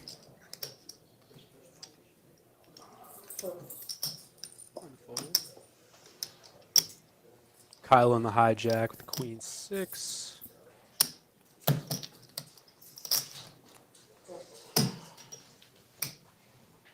Drew with the same hand as Teapot from the cutoff. Let's see here. Could be a hand we raise. Better position, better 1.2. stack. Yeah. Expect to see it. Here comes with raise. Ace 5 quickly hits the muck. I think this is what we may see, just Yeah. an unrelenting wave Lot of from, raise and takings. from Drew, excuse me. Yeah. And not scared to do it either. Not tentative, opened, got 3-bet shove, the next hand. Yep. Let's do it again. See, are you going to play back at me again? That's Yep. what Drew's kind of basically saying. Again, you got to have a short memory in this game. You know. Okay, good. I can't count them.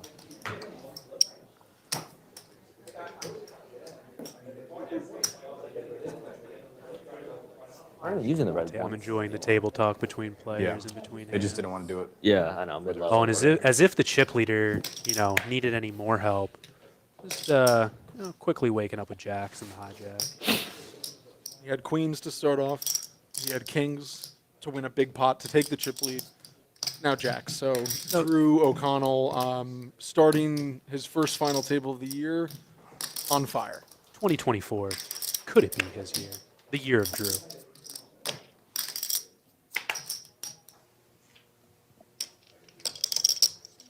And when you are unrelenting in your aggression, when you are constantly putting pressure on players, 1.2. there has to be a little bit of a feeling from their side of things that I'm getting pushed around. 100%. And maybe most of the time you are, but these instances, when Drew has a pure hand, hard to really know where a player like that is at. It leads to mistakes. It gets in people's heads. Everybody is, it can happen to anyone essentially. Like it gets in everybody's head. What do I do here? This guy's opened 7 hands in a row. What? He can't possibly have it every time, right? 7 hands in a row, maybe opening for Drew. 7s for Tanupat in the big blind with just over 10 big blinds. Those chips will be put into the pot, and Drew will call. We have another all-in confrontation. Drew O'Connell, the Event 1 chip leader, sitting pretty with pocket jacks. Tanupat, New York player, like I said earlier, just past the $100,000 career earnings mark. He needs some help to stay alive at this final table. Here we go. Deuce, 10, 3, flush. flop. No help for the 7s. Some backdoors with clubs, but yes, a lot of help needed for Tanupat. Oh! 7 on the turn. A 7 from heaven. And a queen ends it, and just like that, look at this new leaderboard. Tanupat from the bottom all the way into second place, now very even with Drew O'Connell. That's a game-changing, a final table-changing hand. Game-changing final table hand. These are the spots that you have to win. These are the differences between the big scores and the small scores. Oh man, sick turn card. And there's no preparing. Right? We are simply just playing our hands, and that goes the other way. Drew O'Connell maybe sitting on close to half the chips in play, 5-handed. Oh my, he could have maybe run away with this. We're now back congested. Right Could back be, in it, Could be guys. some dog fighting here. Right It's gonna back be in. great. Yep. And a brutal spot for Drew. He got it in good. He's been doing the right thing. He's been, raising the hands he's supposed to be raising. Just gets cooled off. Cooled off in a real big spot. I think it's more than that. 1 million, 2 million. That's a stack of 2, right? Yeah.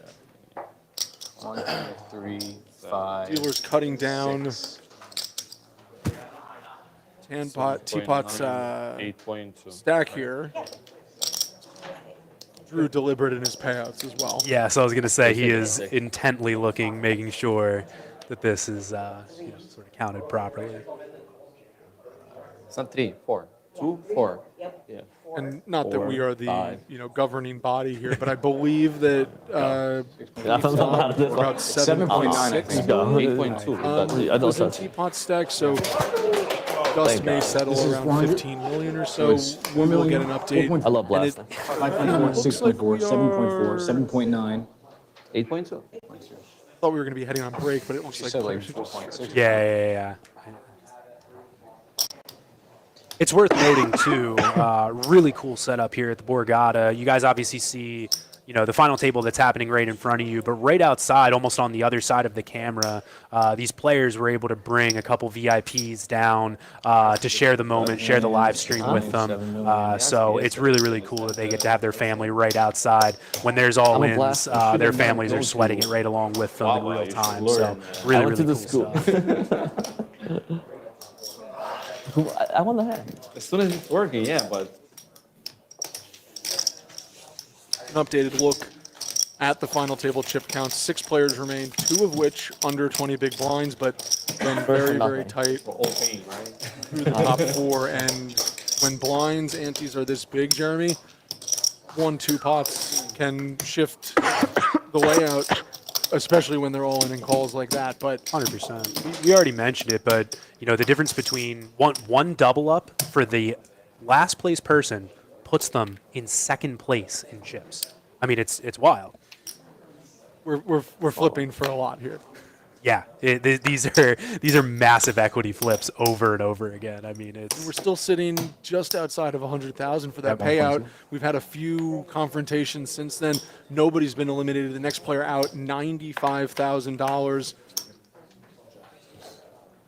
Ooh, Drew raises from under the gun with the ace 10.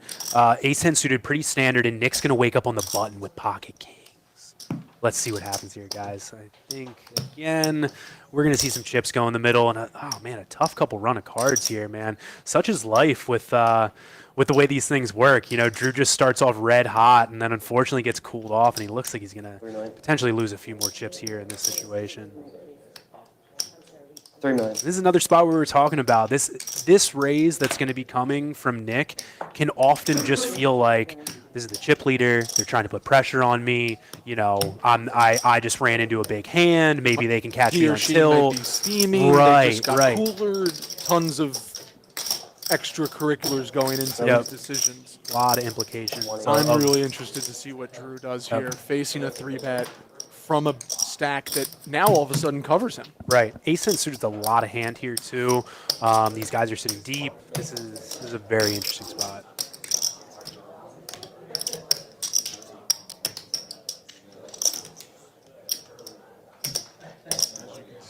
With about 15 million behind in the hand as well against Kings Knicks.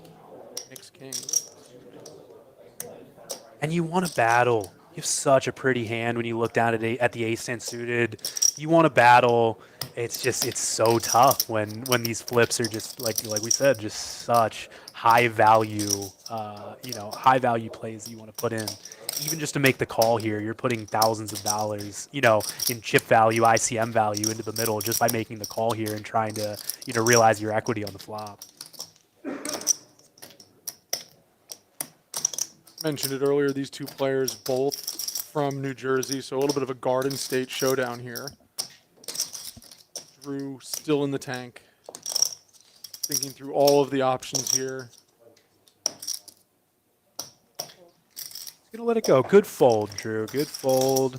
Let's play cautious. We don't have to be steamed up after we get cooled off in that last hand. Keeping a level head, and I know we've mentioned it about other factors, but keeping those emotions in check, understanding that just because I just lost a big hand doesn't mean that I have to lose another big one.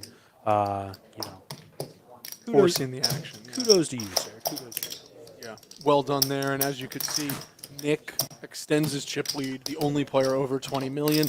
A lot of players still neck and neck through that early or that middle portion of the leaderboard. Yunkyu under the gun, waking up with queens.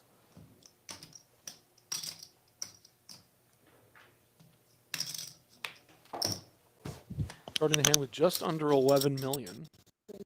Raising it up 1.3 as he should.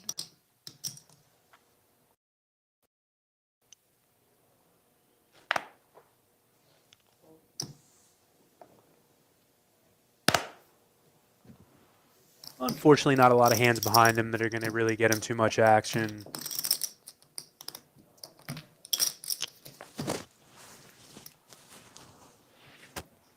Mykhailo doesn't want to get 9.5 spicy strip. quite yet. Not 9.6. And Drew's going to find it in store. Ooh. Suited hand. Maybe he wants to see a flop.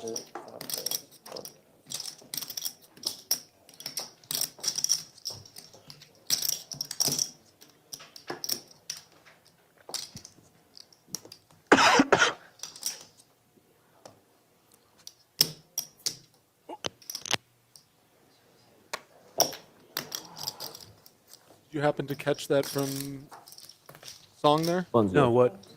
Drew made a motion to, not angling or anything. No. Drew made a motion to recheck his cards, and Song just immediately pulled his shirt over his face, over his face, almost like thinking, okay, that hand's over, and then had to kind of go back behind the cover a little bit. Just these two are in close proximity. Sure. Drew like really eyeing Song a lot when they're playing hands together. I just thought that little flinch was interesting. And if I'm picking up on it, then I think Drew is picking up on it too. Every little thing means something.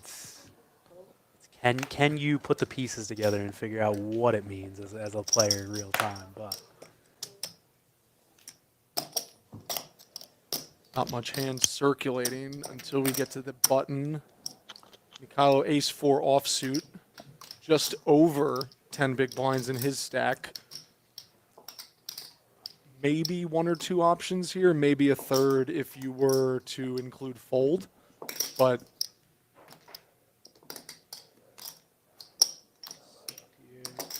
I don't expect to see much cuteness from Mykhailo here. This is either going to be, I think, all in or just a fold. And if we look at Drew off to the side, again, just a guy trying to get all the information that he possibly can, just intently looking at Mykhailo. Probably hasn't even looked at his cards yet. He's just trying to, get as much information as he can before he even takes a peek down at his. As a player, are you viewing your cards before it is your turn to act? Can't help yourself? No, I actually am. I am in the community that waits until it's my turn to look at my cards. I just let them sit there. Yeah. And look, not that I think that I can get some crazy read off of somebody before I take a peek at my cards, but for me, I kind of like the sweat. You know what I mean? I kind of like the sweat of waiting for it to come around to me before I take a peek. Because then you can see the action build and cascade. Yeah, I'm with you. Come on, aces one time. There's a 3-bet in front of me, please. 7-4 offsuit. We're going to hit.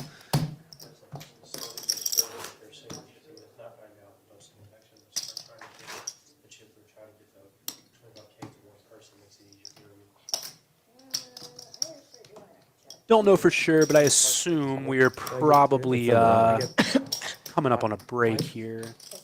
I would say we're getting close. We've been live for about an hour and a half now. Yeah. We've seen only 2 players get eliminated. Yeah. But we've seen tons of back and forth, a few all-ins and calls that have really, kind of set the scene for where we are six-handed. But a few of those go a different way or two, and we could be looking at like 3-4-handed play. But this is where we're at, 6 players left. And Mykhailo, after after winning that last hand on the button, picks up a great premium, 2 jacks in the cutoff. And again, as you mentioned earlier, Drew just hawking him, just looking at him up and down. And with jacks, you're not all that uncomfortable, but, Mykhailo has to feel that, right? 100%. You can. It feels like they're burning a hole in the side of your head sometimes when you have, we'll call it an aggressive player beside you that likes to do the stare down. Mykhailo doing some accounting here. We saw a pretty small raise, we'll say, last hand. Let's see if maybe he changes sizing. Let's see if he tries to stay in the same boat. I'm not sure if he just shipped it or if he did. He put it all in. 5-3 offsuit on the button is not going to do it. Either is a6 and the big blind folds. Gets it through. Mykhailo moves over 10 million. And as you can see here, at first I thought this was percentage of chips in play, but no, VPIP. How often players are voluntarily putting money into the pot. Didn't get a great look at the rundown, but Drew was at the top. I think we're just going to assume that the big stacks will be entering pots more. They will be a little bit more aggressive. And at this point, even a 20% VPIP, you're having to make some tight folds if you're also including some ICM, right? 100%. And down there at the bottom of that VPIP, we saw Justin, who came in as the chip leader today. He's been on the wrong side of not really had a ton of hands that he could play, but sometimes that's such you do mental gymnastics just thinking like, I came in as chip leader, why can't I get the cards? I was supposed to be aggressive coming in here, and it can be a little bit demoralizing, but we did see him get a good jam through with eights off of getting Drew to fold the king queen. So he's willing to put his chips in order, and as I say, doesn't get the cards. Here he is waking up in the small blind against the chip leader with the old ace king. A big slick in the small blind for Justin. King 3 of hearts with Nick in the big blind. Action on Justin. Starting the hand with just over 20 big blinds. Does he come with a small raise? Does he decide to just not get cute and put it in? A lot of options on the table here. Nick, an aggressive player. There's probably some limp jams in there also, but he's just going to come with a fairly standard, just around 3x raise out of the small blind. And Nick with a suited king here, at minimum, he may want to see a flop. It's funny. I kind of think all three options are on the table here. He could find a raise, in maybe a more aggressive line, but he can find a call, and looks like that's what he's going to go with. The last time we saw these two collide in a blind versus blind confrontation, it was Nick scooping a pot to take the chip lead. Jack 9 deuce, 3 spades, no spade in any player's hand. The last time Justin was in this exact situation and whiffed, we saw a continuation bet on the flop. He checks in the small blind here, and a quick check back from Nick. We see a turn. Oh. And that may lead to some action and gets Justin out of his seat just to make sure, yes, I do have top pair. And that wasn't another spade, thank God, because I have ace king red, and I don't need that. But I expect we see a bet from him, and really there's a range bet here. Pretty much any king or ace on the turn, regardless of your hand as the pre-flop raiser, you're probably going to put some chips in the pot. It's just kind of a range bet, but he's 2.3. running pretty good right now that he's got ace king, and his opponent has a king in his hand too. So okay. Bet of 2.3 million seems to get some of Nick's interest. I don't mind this sizing, going roughly half pot on the turn. You're probably potentially against the chip leader, maybe even going to get some ace highs with a spade to even call here. So, this is a pretty good sizing bet here. I like. As you can see, Nick with just under 20 million behind him. Unfortunately, only 6% to win the hand. Wow. Nice Really fold, good Nick. fold. Nice fold, Just man. not beating enough. Yeah, I guess not beating enough, and just maybe thinking that Justin really doesn't get out of line here too often. Dude, but I gotta say, man, that was almost a snap fold on the turn with top pair. Dude, good fold, Nick. That's solid. That's a 21-year-old figuring out that hand, figuring out that spot perfectly, and regaining, or I should say keeping, the chip lead in front of him. That's maybe weighing into some part of the decision as well. ICM chips counts. We've talked a lot about it today. These chips are more valuable in my hand than they are in someone else's hands at the table. So I'm going to hold on to these in a pretty marginal spot here. Whatever, I've turned top pair, but let's. But also at the same time doesn't have a spade either, which is probably a factor that is as well. Gracias. Kahlo, throw those into the muck quick. Drew, not a lot to do with the old dirty diaper. Better than the previous one, but Yeah. yeah. But then Doesn't matter. I like Justin on the button. King Jack this time. I would assume this is going to be an open here. And if it is, I'm interested to see how Nick reacts in the small blind with an ace. Yes, Justin, he still covers you. And What about the first one? Like, have two different decks? Like, Oh. Raise 1.5. 1.5 million, it looks like.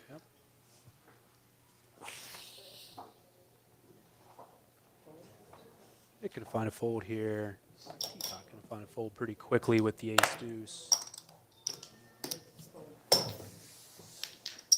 There is a stream. Oh, Justin, just There as is we a were stream on the saying, TV. Yeah, I maybe think so. has been quiet I don't or know. I don't has want to be outside yet. lost some ground here to start the final table.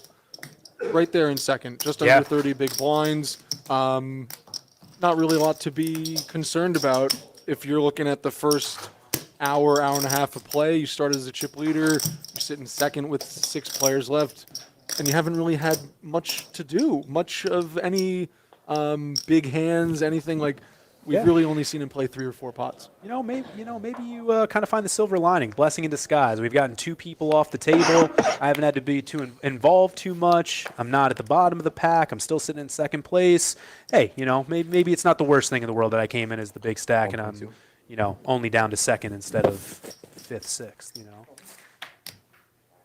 I'm just going to open from Drew O'Connell with Queen Jack of Hearts. I think just over. Pretty hand. Drew's got chips. Justin in has the him pipped. Yeah, in the cutoff with the King Jack O. But he's going to find them up pretty quickly. Nick as well. Thoughts on that fold here, since we will most likely see the rest of the table fold. King Jack just not enough. King Jack from the cutoff is King Jack offsuit from the cutoff. Probably just not a spot that you want to tangle too much. King Queen offsuit, King Jack suited, even though they seem, kind of in that same realm. It's offsuit Broadway hands can just be really tough to play post flop when you're really, really short. Like if somebody opens early position and let's say the board comes jack high, you don't necessarily feel good. You know what I mean? Certainly. You hit top pair, but you still don't feel great about it. It's one of those, just one of those fringe hands that I think potentially could go different ways. But again, they're on the final table. What do I know? Well, and what do we know? We also have the ability to see these things live. This game so is a lot easier with the it's- cards face up. That's for sure. Yes, it is. Yes, it is.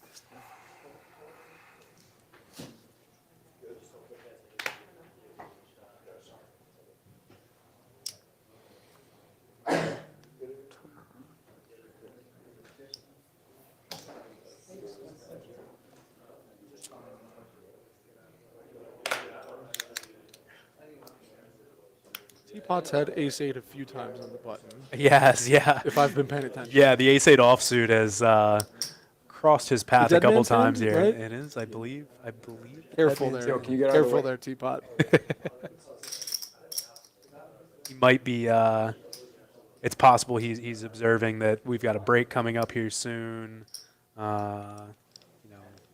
Well, and I just heard somebody at the table say, "Hey, can you get out of the way?" So I think players are trying to look to see the Right. tournament clocks. Not only would the break mean that they get to go on break, obviously, but blinds go up. That changes some dynamics, obviously.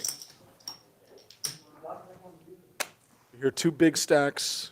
Only one's left with cards. Nick is raising in the cutoff, but Drew is not going Like a 5, to Nick. be his customer in the big blind. Nick continuing to creep up, pushing 35 big blinds. Again, the only player over 20 million.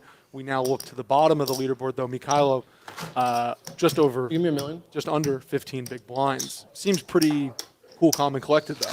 Yeah, man, he's kept a cool head the entire time here so far. He doesn't seem to be letting the moment be too big for him.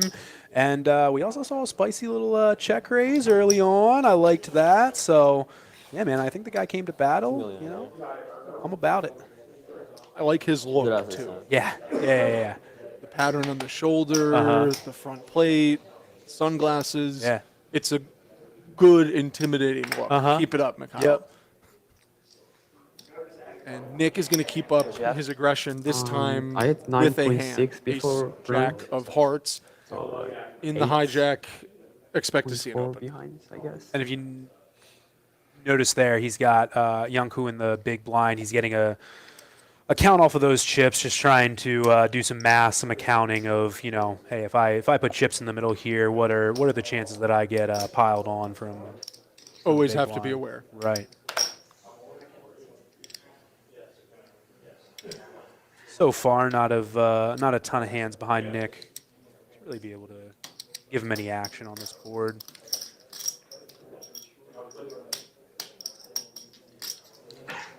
Mykhailo gonna let it go.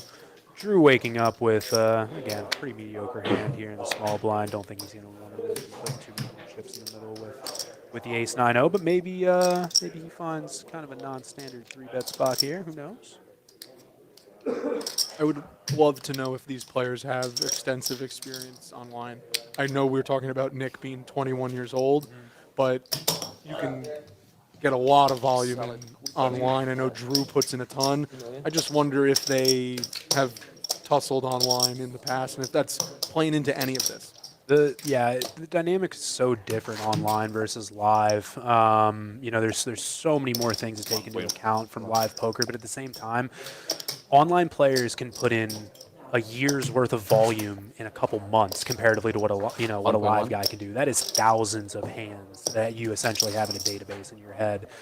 So yeah, being a guy who puts in a lot of time online and a lot of potentially multi-tables and stuff like that, it's crazy to know how many hands they could have seen comparatively to a mostly live player. It's like Nick's collecting all the red chips, those 25Ks. That's how big this is getting right now. The 25Ks look like they're going to be completely out of circulation after this level. Starting stack for this event, 30,000 or 25K. 25K. All right. So one of those chips. Everyone who played this event, thank you for putting all of these 25,000 chips into the pot here. Just one of those red chips is somebody's life in this tournament. They are now being removed from play. So like that, Yep. we really have made it, right, Jeremy? It's wild, and just if anybody's tuning in right now, the white chips 100K, those brown chips up front are 500K. I think we might see $1 million chip here. Maybe. I don't know if they're going to break it out for this event. I know it exists, but we will see. Okay, I'd love to see it. I'd like to see the Early and often. I want to see a milli chip get flicked into the middle here. 84, 84. Can you take the mic off or? Some friendly blind versus blind. Yunkyu likes showing the bad hands that he folds, Yeah, but can't play this one. yeah. There you go. So as we look at the leaderboard here, Nick still sitting up top, 37 bigs, all the way down to, I believe it was Vancouver.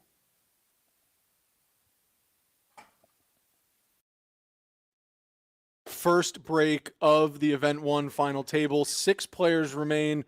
Will O'Connor, Jeremy Geist, live from the Borgata. We'll be back in a 15-minute period after the first break. Thanks, guys. See you guys then.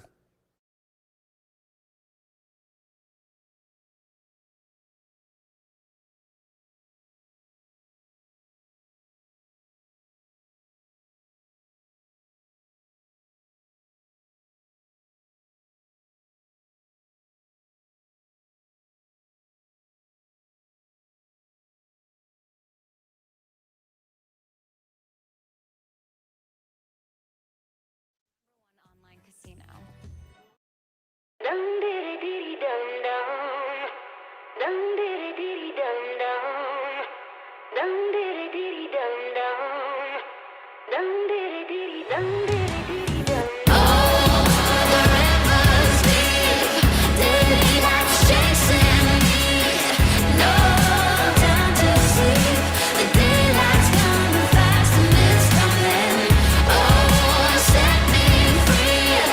Chains and holding me.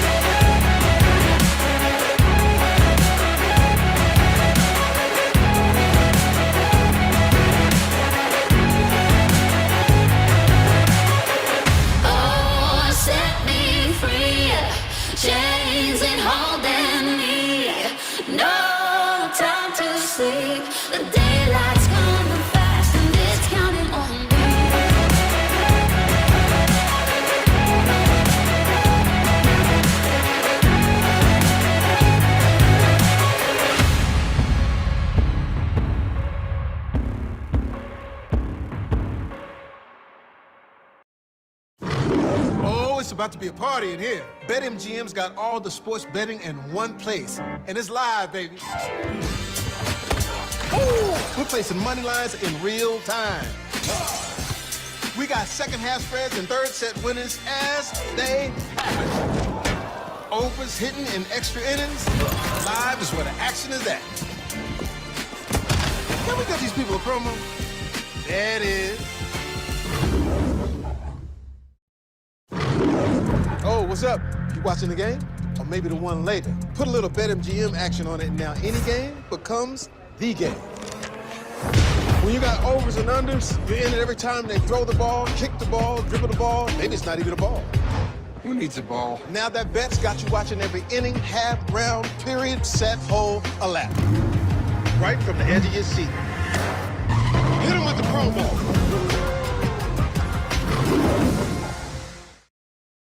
It's the BetMGM offer of the week. Get up to $1,500 back in bonus bets if your first bet doesn't win. For all the games, later this week. Set your picks and shoot your shot. And turn any game into a must-watch. Download the BetMGM app, and it's on.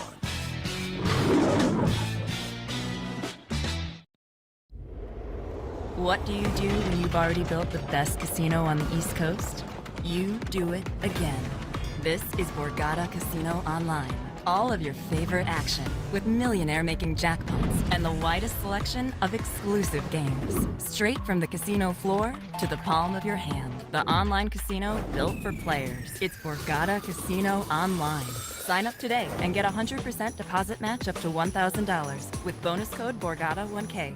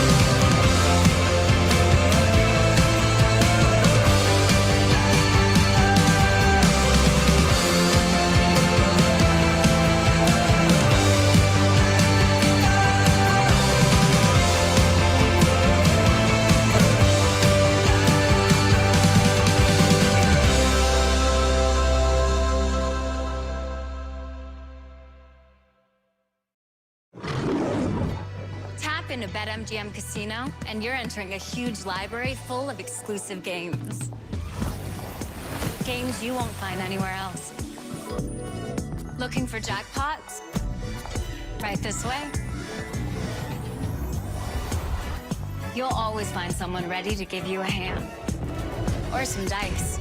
Your favorite game is waiting for you. on America's #1 online casino.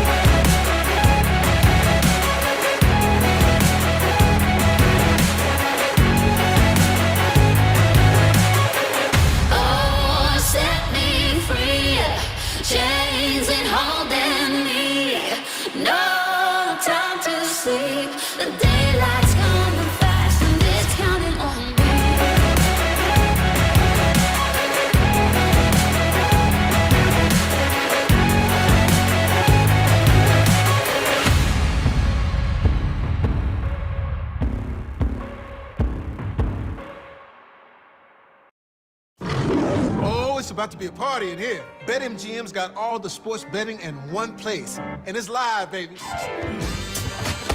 Ooh, we're placing money lines in real time.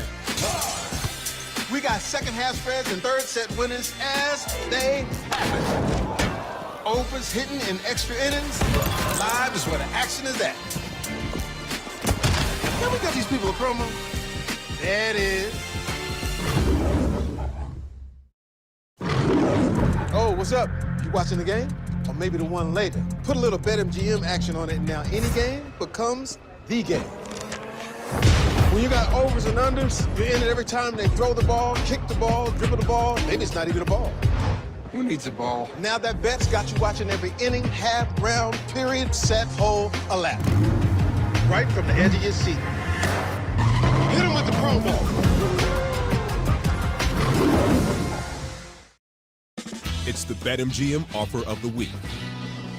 Get up to $1,500 back in bonus bets if your first bet doesn't win. For all the games, later this week. Set your picks and shoot your shot. And turn any game into a must-watch. Download the BetMGM app, and it's on.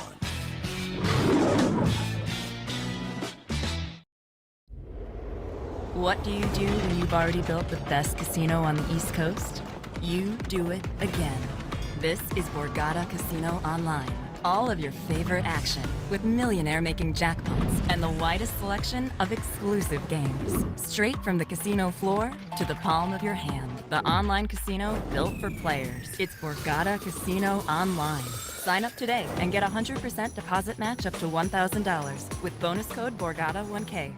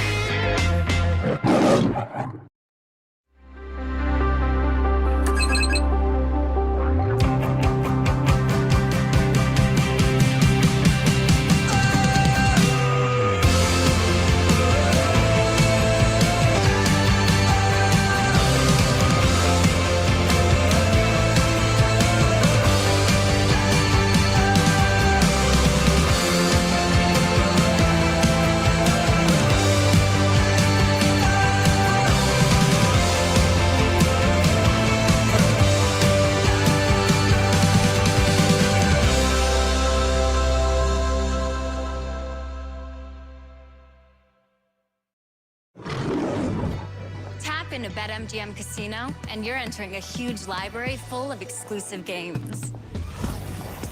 Games you won't find anywhere else. Looking for jackpots? Right this way. You'll always find someone ready to give you a hand. Or some dice. Your favorite game is waiting for you. On America's #1 online casino.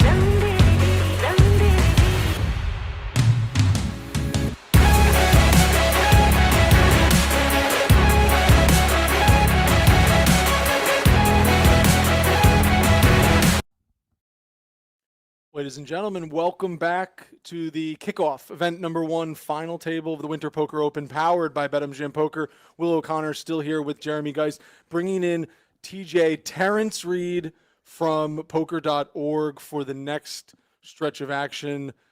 Terrence, tell me a little bit about what you've seen covering the event on the floor, what we've seen through the first few hours of the live stream.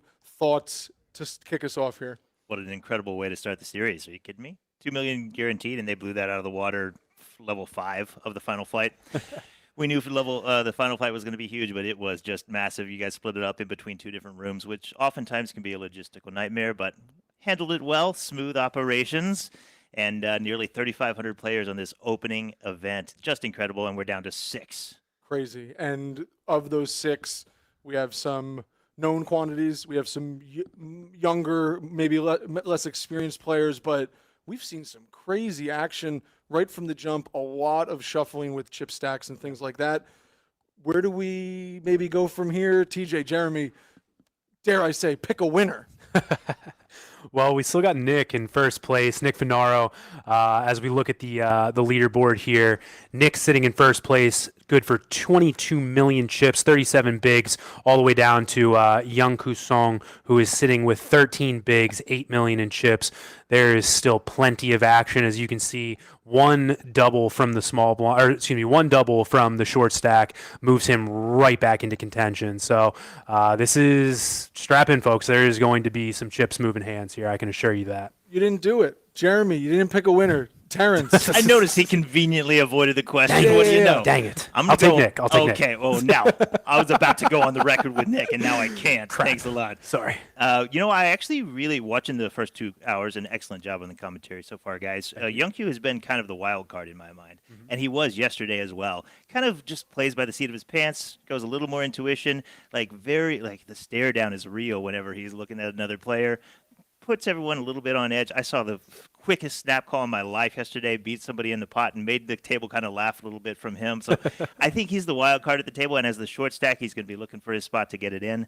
But I agree. We're seeing some competent play from the chip leader. One thing that's interesting is average stack has been between 20 and 25 bigs for the last 8 hours of tournament play or so, well through last night. So for a tournament with this much money up top, 20 bigs, 22 bigs average is not a lot. So it's going to come into play who's best with that short stack, who can maneuver it, manipulate it the best in this heavy ICM spot and make use of 20 big Insane ICM implications that we're going to run into here over the next few hours. We saw on the payouts, $95,000 for the next player that exit. $420,000 up top, and we are now back into action. Like I said, Will O'Connor, Jeremy Geist welcoming in Terrence Reed from Poker.org into the Winter Poker Open booth. Poker.org, instant coverage, editorial coverage, content, social media, hitting every single mark here through the first week. It's only going to get bigger. Can't wait to see it, but can't be happier to have you here, TJ. It's been incredible. We're so happy to kick the year off like this with you all. Coming off the heels of the WPT World Championship, we did a lot of fun things, but they also provided their own live updates. And now to be here and doing it all inclusively in partnership with BetMGM and with Borgata has been wonderful. And our team's only going to get bigger. We're bringing in some guest content creators like Conrad Simpson, Caitlin Comiskey, Sethi Poker. They're all going to be here. Tiffany Michelle's already in the house. Just a super talented team's going to be here, as well as remote support from the people worldwide. Shout out Sammy Gruber's running our socials right now. Shout out Sammy. I know she's listening. So huge, talented team. It only works with the team that we have, and they're all passionate, invested poker players. So very happy to be a part of it and to be here with them. Awesome. Great Poker.org team, great Borgata team, some great commentators in the booth too. I'll give us that. But let's get into some action here as we see the first flop since we were back from break. Justin and Nick, we've seen small blind, big blind dance before, Jeremy. Absolutely. And, a couple hands that definitely want to see a flop, but maybe not want to put a ton in pre-flop. Nick, the chip leader right now, here he goes. Already looking to put some pressure on. Flops a gut shot, looking to, just clean up some equity from Justin. Make sure that, he doesn't have any hands that improve on the turn. Going to put in a small bet of 800,000 here. By the way, please take note. Blinds are up again. 400,000, 800,000, 800,000 big blind ante. So Nick goes with a singular big blind bet here. Getting even tighter, getting even shorter, like Terrence was saying earlier. And this is a situation where we see both players are going to continue to turn with, not a lot of made hand here. So another interesting spot with these two players, blind versus blind, getting to a turn with, nothing within their hands. Yeah, Justin came to play. He's going to float the flop with just king high. Justin's in these small blind versus big blind spots. He's the only one that voluntarily put chips in the middle. So Nick can have any two cards here, and there are draws available, and he has position. So you can't just call the small blind with king high to fold to a single bet. But when he doesn't improve and faces a second barrel, that's what's going to happen. Yep, Nick continuing to apply the pressure here. As we look at the leaderboards here, Nick sitting 30 big blinds deep. Justin in second place with 20 bigs. Teapot in third, and Drew coming in. He was chip leader for a short period of time here, but through some unfortunate events, lost a flip there with the not a flip, but lost the jacks versus sevens to Teapot with that 7 on the turn. Brutal stuff, honestly, but we're looking right along here. We were talking before the break that could have been a hand that really elevated Drew into a unstoppable top position. He's come back down to earth, come back down to the middle of the leaderboard, but that leaderboard, very, very clear to see that even a guy like Mykhailo, even a guy like Drew They double up, all of a sudden chip leader, it changes the dynamics totally. Yeah, every decision that is being made right now, it means so much from a real dollar perspective. You know, every chip that gets put in the pot is so important right now. They're so valuable.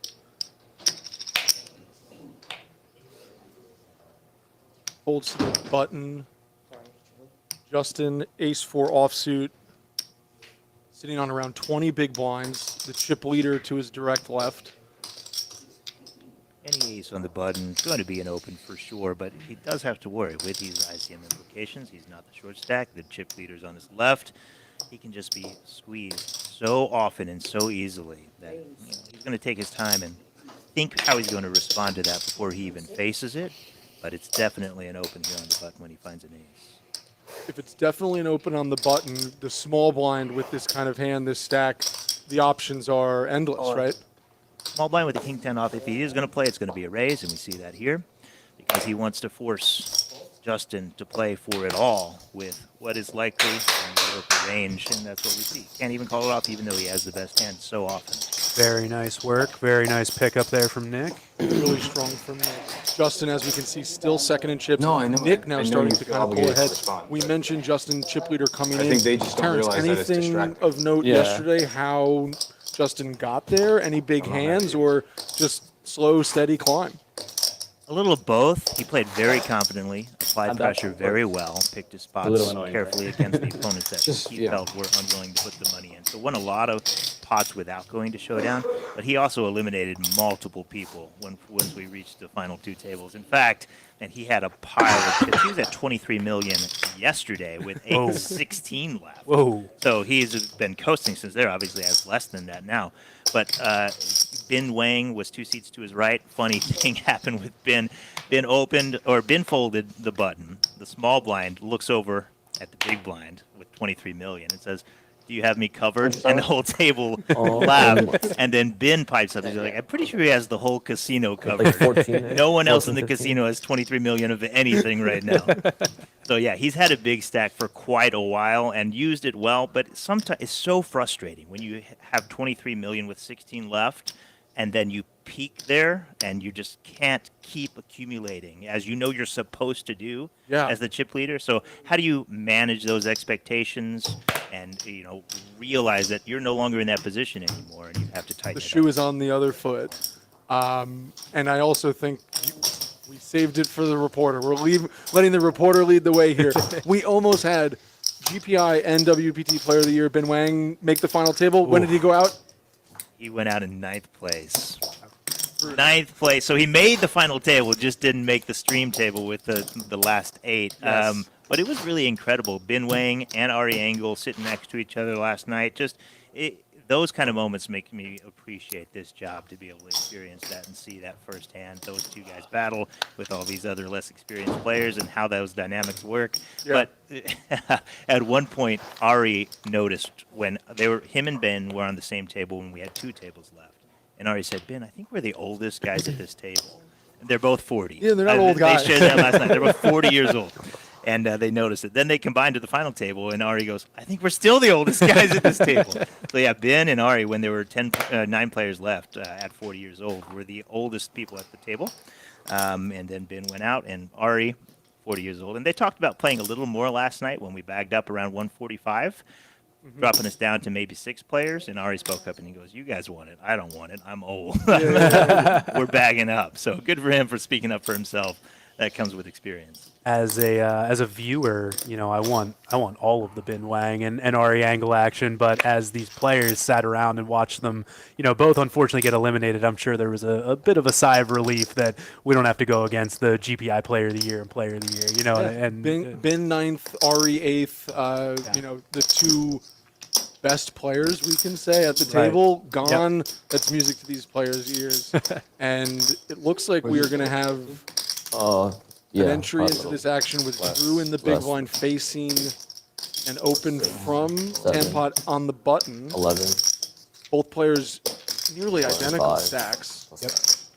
All 6.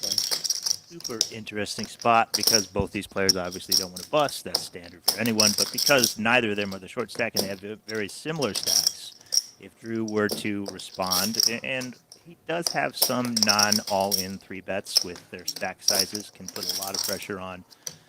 But he's deciding exactly how do I want to proceed. Ace-7 suited does play well, but out of position. Does he want to take like that 9? line? Does he want to go for the jam and put maximum fold 9? pressure on? Or not 3-bet all in so 9 he doesn't exactly. risk his entire stack? Maybe 8-6. And although these guys are both sitting below 20 big blinds, comparatively to the rest of the table, they're, for lack of a better term, sort of deep. You know, there's still options on the table here for Drew. You know, like TJ was saying, there could potentially be a non-all-in 3-bet, which would be interesting. But let's see what he goes with here. Just goes with call. Okay. Gonna see a flop. Got a suited ace. Conservative route, also a little bit tricky because Teapot's not going to put him on a strong ace, and ace doesn't hit the board, but this is about the next best flop he could find. Drew quickly checks in the big blind. Tanupat middle pair. Almost always going to be the best hand. No strong kings in Drew's range, or he would have heard from him. So bet for protection and equity denial.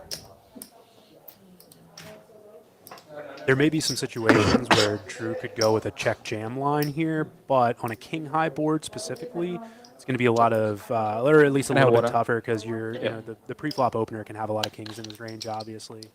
And just not getting that king to fold, right? Drew's at this point probably wishing he just put it all in pre to remove this tricky spot. Yeah. Because now if he calls and bricks, he's going to be kind of handcuffed on the turn with the SPR being 1.7 to 1 or something along those lines. If he bricks, he's in a terrible situation. This is what I'm talking about. It would be very, very difficult to navigate to a river with the stack sizes, and it will heavily depend on if Teapot decides to fire a second barrel, which I think he will on this card. The king pairs on the turn. Drew under 10 million in the tank. And for Teapot, I mean, this is actually a decent turn card.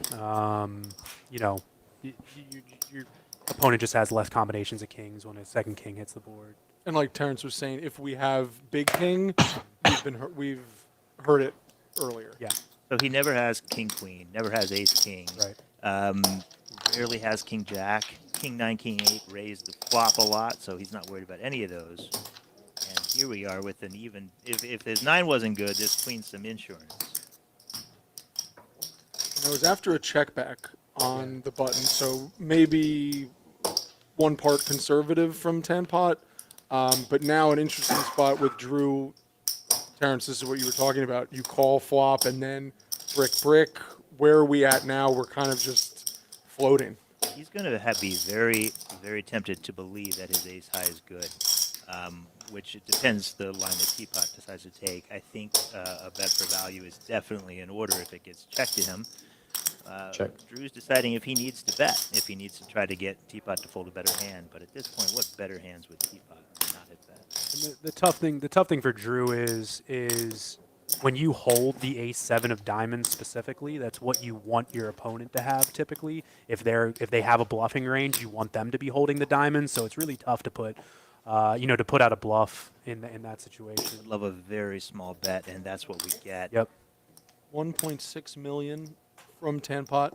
What a beautiful bet. He's trying to get called by exactly ace high. Perhaps an 8. Anything that is a non-believer and a bluff catcher, this size is targeting.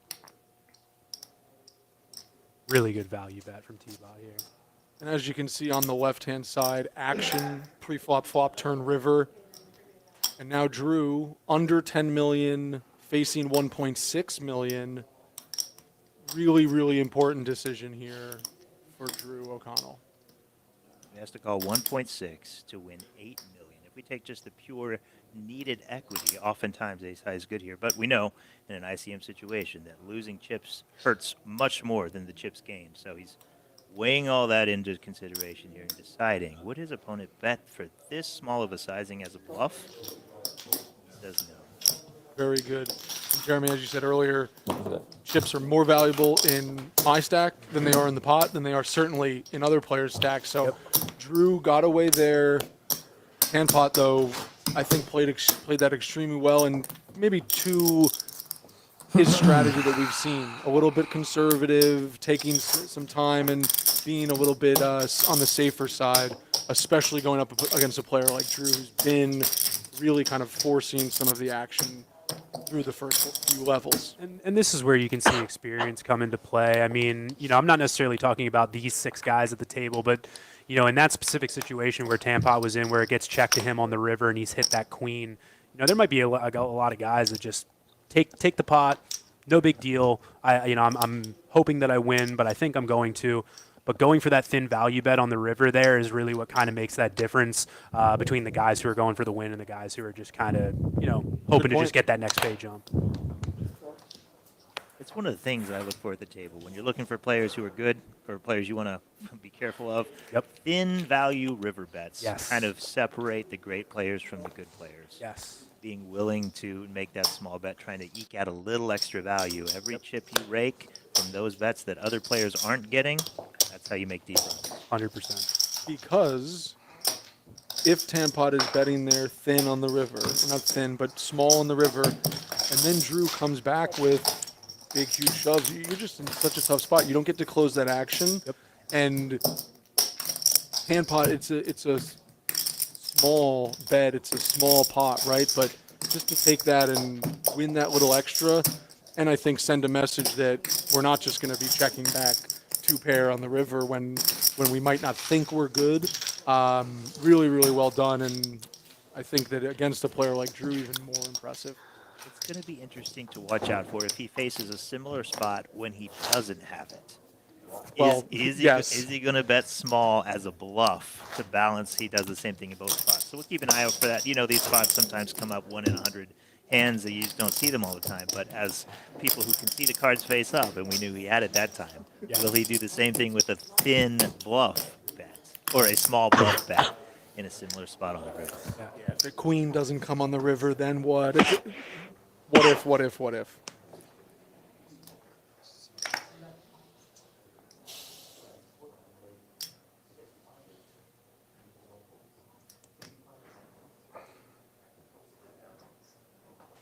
Talking has gone down quite a bit.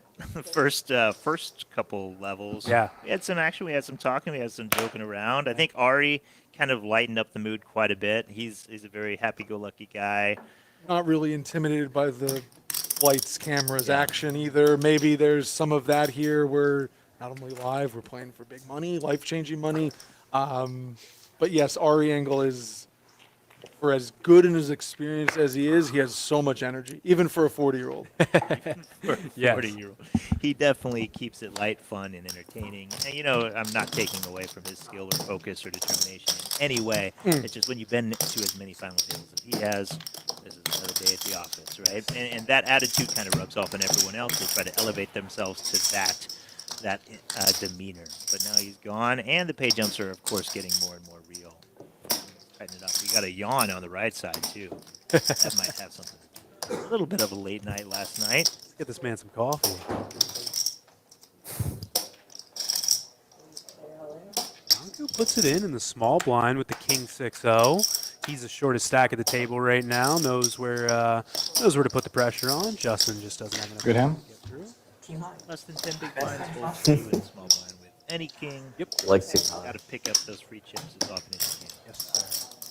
Now we're looking at the bottom half of this leaderboard sitting either near or under 10 big blinds. Here we go. That would be Mykhailo, Drew, and Yunkyu Song, who just maybe asked to leave the table very quickly. I'm not sure what that was, but Please don't kill my hand when I walk to get a drink of water. yeah. I'm on the button. I need this. Yeah, I'm on the button. I'm short. Please just let me run back quick. There he is. But on a spot like that, Yunkyu has, 7 big blinds that he did before that hand? 7 big blinds and shoves, picks up 2.5 big blinds without having to go to showdown.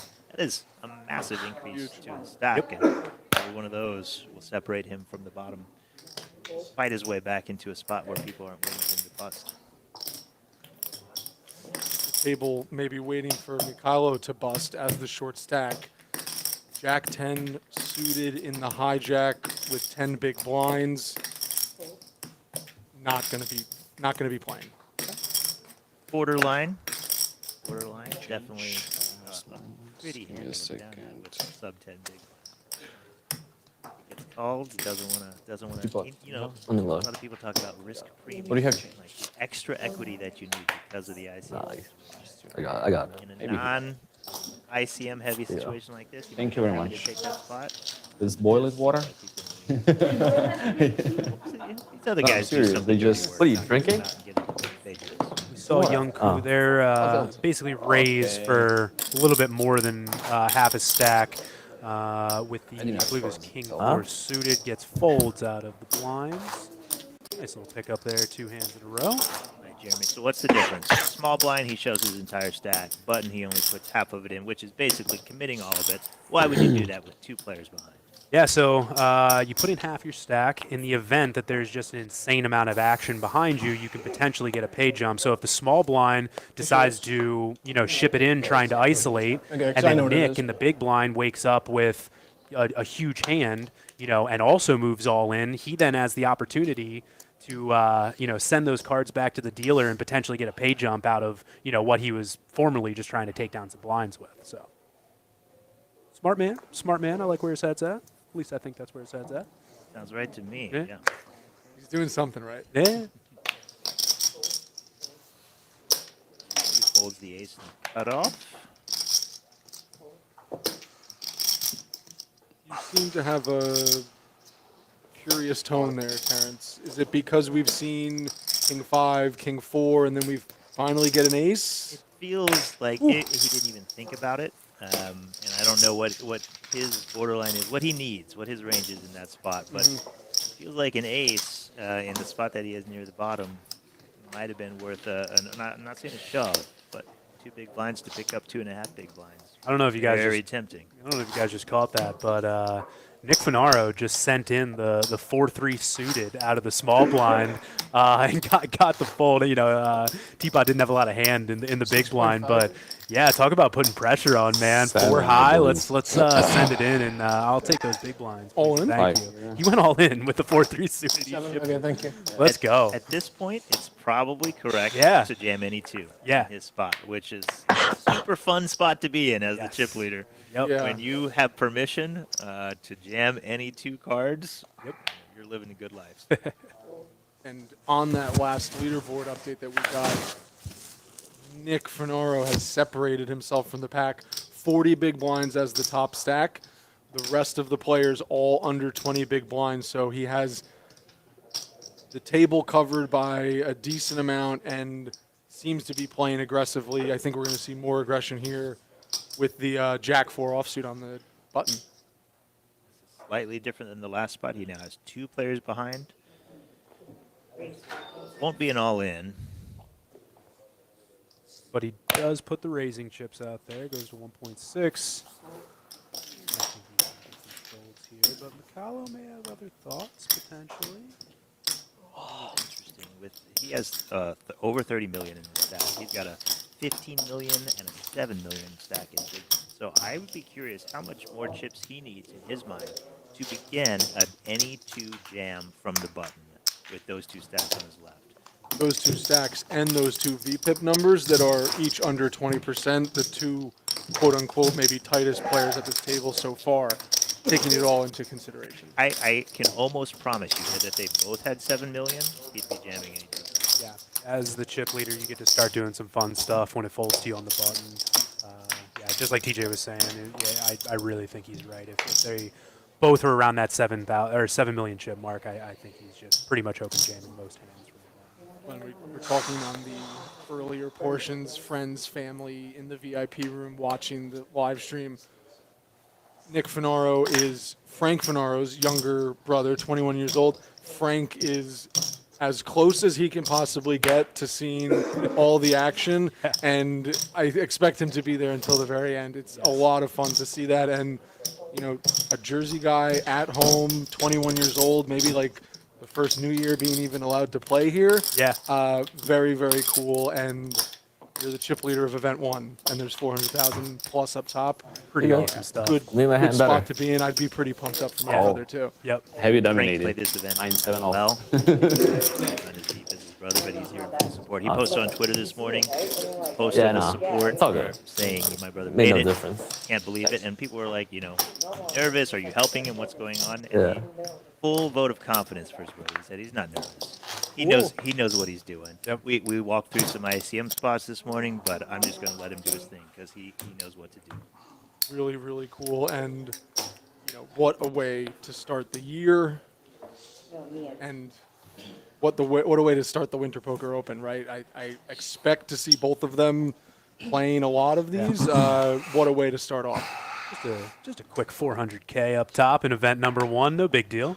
Hey, there's not a whole lot of familial, brothers, 6.6. or father sons, or brother sisters in poker that both have a lot of success. There's a few that come to mind. The Greenwoods, the Mizrakis. Seven. Are we out of names, right? The Moreno brothers. Excuse me. Yes. Yeah. Yeah. I was thinking vibes. Excuse me. Right. And then the Cops, Katie and Billy Kopp, tournament. Both excellent tournament players in their own right. This is why we have the expert in here. Why we need TJ to keep us honest. We might be looking at the next up and coming fraternal duo that dominate the tournament scene. A lot of fun. And speaking of duo, Tanupat, 2 queens in the cutoff. He's min raised to 1.6 million. Now Drew O'Connell in the tank in the small blind with Jack 10 suited. Yep. And he ships it. This is a hand we like to shove from the small blind to maximize the full equity. And if we get called, we're always in pretty good shape, and he's going to get called here. Yeah, we're going to see 5 here, guys. This is I was thinking Kushal. I had big spot. Wow. This is not for a chip lead pot, but for a very comfortable second place on the leaderboard. Drew O'Connell all in, not at risk, has Tanupat slightly covered, it does look like. No, Drew is all in. Tampot's the covering stack Excuse here. me. Yeah. Spades. Ooh, 2 spades on the flop, though. sweaty. Can't complain there. When you're covered with Jack High, that's a pretty good flop for you. Blank Needs 5 a of hearts on the spade turn. to stay alive. Does not come. Drew O'Connell eliminated in 6th place. $95,000 to start off the year for an experienced online player from New Jersey. Tanupat Game, sir. ended the year crossing $100,000 in career tournament earnings. Scores a knockout to I had ace best five. his I had it entire sometimes. career earnings in the first week of January. And Pretty good. As we Dude, talked opening, about, I just- the way this final table's going, the way poker works in general, Tanupat was, for lack of a better term, dead in the water with 7s against the jacks of Drew. And he finds a 7 on the turn, and suddenly Drew is hitting the rail, and Tampot's just stacking chips. I mean, life comes at you fast here at the Borgata. So you want to be a poker tournament Yeah, professional, right? Oh, man. An hour and a half ago, Drew's our chip leader with 420K up top. He did nothing wrong, and now he's out in 6th place. Did not put a chip wrong. Yeah. 95K and a cent some change to Drew. It hurts right now. It'll feel nice in the bank account tomorrow morning. And Certainly. he's a consummate professional, says good game, takes his leave, and We're down to 5, folks. How about it?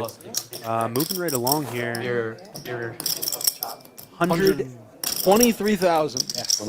For me, it's player like, I out. don't know. We've talked about it a bunch. 420,000 for first place. He's already big stack. Huge payout How bigger you need? there.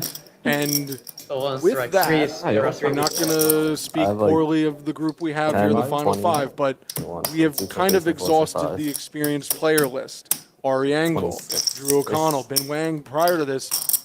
These are experienced players, but never have been in this situation before. I'm interested to see how they handle it over the next few hours. I believe, and I could be wrong here, but I believe that the next payout would be at or near the highest score for all 5 of these players. Yes, I big think time. The combined earnings for all 5 of them is less than $1 million, based on him. You have 3 stacks of whites live tournament on the scores. bottom? I have like over So 39. now we're talking based on what their average buy-in likely is and what their average score likely is. We're talking life-changing money as far as their tournament roll. Very cool. This can, scores like this, $400,000 at, I'm just speaking to one person right now, but $400,000 at 21 years old can legitimately change the course of your poker career. That can be the difference between having a $500 API versus a, $2,500 API, whatever it may be. But, yeah, so really, really cool stuff getting to witness this firsthand. And we're seeing the chip leader there open 10-8 offsuit under the gun, so not slowing down. Not at all. Pushing to 45 big blinds as the chip leader, and we again see maybe two players start to separate Just check themselves. the screen and he check the page up so I can't go crazy anymore. No, the page jump I'm is not right. that crazy. It's 30K now, but it's like 150. Like I think it's worth to. He has to like, open so. but I didn't have crazy? I didn't have hand to go crazy. Either be opening. Okay. I could go crazy against him. On his direct left. Or He's maybe not handcuffed T-Trade more because than he's short, any but other player, DJ need. even though he's second in chips. Maybe your age I could go crazy. You did go So crazy in my interesting race. the dynamics Yeah. that can happen jammed based on on it. table draw and seat draw at a final table. I'm giving you that- credit for nothing again, in like it. TJ was saying, the difference between whatever place it may be and another one could be him being 2 seats I'm a down mega from the nit. chip leader. You're in instead of it. to his Oh my God! This they need A army. few minutes ago, we were talking about Nick being able to maybe shove any 2 cards from the button. Bing, bing, bing! All of a sudden, Tampot's second in chips, and Yeah. now Nick has a little bit of a different situation. Maybe not handcuffed completely, but different situation indeed. Mykhailo, ace-10 off. Not a shove. Looks like a majority of his 6.6 million in the middle. What we call a virtual all-in. Putting everything in, but a small blind. half a big, yeah. Yeah. For the same reason that Jeremy mentioned earlier, hoping that You got 3 big 25. stacks shove all in behind him, and he 25. gets A little to less fold now, and but free, yeah. free pay jumps. Have you ever seen it work out totally 21, 22, perfect like 23, that, or is 24. it just in theory? I have. It happens What's that? online all the time. Okay. Just because there's so many more hands, so many more final tables that you see. But I have seen. I remember at a Triton event not too long ago. I think it was Kuhn executed this play perfectly. Perfection. Raising to all but 1 big blind, and then we get 2 massive hands go at it on his left. And I think there was also a situation on the 250K final table where Chris Brewer opened jacks and then had 2 all-ins behind him and made the correct fold afterwards. Yes. I'm pretty sure. So it happens. It's more of a better safe than sorry type situation, I think. But Jason Kuhn and Chris Brewer that's it. pulled off. Yeah. Okay, that's all time. Yeah. That's the list. Just- and Mikhail lived up. There's, it's funny because for that reason, definitely strategically sound, viable. I love seeing people, think through things like that and make those plays. There are some tours that are starting to say virtual all-ins are not allowed. Wow. Really? Here's the reason why. A lot of people use the virtual all-in not in order to secure pay jump, but to stall. Because oftentimes with time banks and cards like that, you let's say you bet all but one of you let your entire clock run down, bet all but one of your chips. Yes. Another player acts, and it comes back to you. You got a full You clock have again. more time. Yeah. Good point. From the small blind, Nick just shoved King 10 into Tanpot, who is sitting second in chips. So Interesting. he's still feeling it, man. Still trying to put the pressure on. Doesn't care that that's second in chips right there. I'm going for the win. I like it, man. I like where your head's at, Nick. I hope you don't run into it. Prior to that, and maybe I'm looking too much into Yunkyu Song's table antics, I'll call them. They're not, but just for lack of a better word, I honestly think he spun his little dice to randomize before he folded that hand. I don't know if he's just spinning to spin whatever, but he did something with his little dice contraption he has on the table. Well, he doesn't need to roll a 6 to know to open this hand. He's got pocket 10s. Opens from the tightest spot at the table under the gun. Of course, 5-handed. And a raise to 4 million, so a little bit more than half. Maybe not a virtual all-in, but declaring enough of his intention there. Yeah. Get some folds. I did ace. Wow. Good for You're you. in it. Oh my God. He loves to jam with king high. He has been honest, and he's been providing a little bit of insight to his table mates. He's been shown, you know, if he gets a walk in the blinds, he's been showing his hand pretty You often. aren't in heat, right? What's up? You are not in I like heat, it. right? I like it. I Super like nice. his, I like Oh his vibe. I referenced earlier his snap call that I heard yesterday. He trapped again. Folded 2 big stacks. Folded to him in the small blind, and he has aces. And he limps. He limped the small blind. Guy on his left fell for it, jammed 15 bigs, and his chips went in faster than a knife fight in a phone booth. And snap called, caught the guy with 10-jack offsuit. That's where he got the majority of his chips. That is taking him to here. There you go, man. Sometimes it comes down to just that one good play, one good Bro, spot. I'm at 2.2. Oh, I should have announced that. Yeah. 2.2. That's whatever. 16. And Alright, waking that's up on the button with pocket 10s, or excuse me, pocket 7s. But Nick has already opened the cutoff. Yeah. It looks like to 1.6 with Jack Deuce offsuit. Finally, Teapot has a hand to battle back against this nonstop aggression on his right. We'll see how he handles it. There's the answer. Not willing to get involved, even with a hand as strong as pocket 7. And totally ICM related, 100%. right? Has to be. There's no other explanation. Absolutely. Yep. He probably hated all 3 of his options, to be honest. Didn't want to call and have to play a pot when he doesn't have a set. Didn't want to raise and open himself up to a 3-bet and lose a good portion of his stack. And honestly, probably hated folding too because Never he knows fun to everyone's fold a pair. watching. Yeah. Never fun to fold And look a at the pair. flop he would have seen. Oh, goodness. Sevens are his hand, so he should be running that. On a But jack high flop too. Oh, no. Oh, he would have got quite a bit, but I think Yunkyu Song might get quite a bit here on a jack high flop. Both players having jacks. He's all in. oh, just rips it. Just a check jam, and Nick with top pair, no kicker. Can't fold. Kind of has to. Yeah. Sees the bad news. What a hand developing here. Teapot on the left, just Yeah, kicking himself. Really, All this really action. He's kicking shaking himself. his head. He's not happy about this one. Back to King of clubs. Clubs on the turn. Nick Funaro needs. Look either at a Saul call- putting his jacket on, trying to get the anti-select going, just putting the jacket on. I guess. He's not going anywhere. Yunkyu Song doubles up. The luckiest guy in the world. Wow. Oh my god. That is a double. Jackson threes with the king kicker. Board paired on the river. Wow. Chop it up. Chop, Oh chop, my goodness. Chop, chop. Yep. Wow. Jackson threes with the king kicker, and no chips will trade hands. Wow, it's great. Nick should be happy about that one. I was curious if Teapot would be too tempted to tell the table, "Oh, I folded a full house." Good on him not saying that. Yeah. Because if he did, the rest of the table would know how tight he's playing. Right. In that spot, and that is. I guess I should be grateful that there was no flop, right? To In the river. himself, internalizes that hatred. I think you could be a little upset, That's fair. That's fair to say. Said it multiple times already on this. I'm not grateful that Gotta have a no river short on the memory flop. in this. Yeah, that's fair. Those 7s aren't coming back. Gotta move on to the next hand. It's tough having a little funeral for the hand that could have been, but Well, I like how Yunkyu and Nick are kind of going back and forth, and Tampot's just sitting over there like, you guys don't even know the you half have of it. no idea. I should have I should have 50 million. He doesn't though, just 24 million, and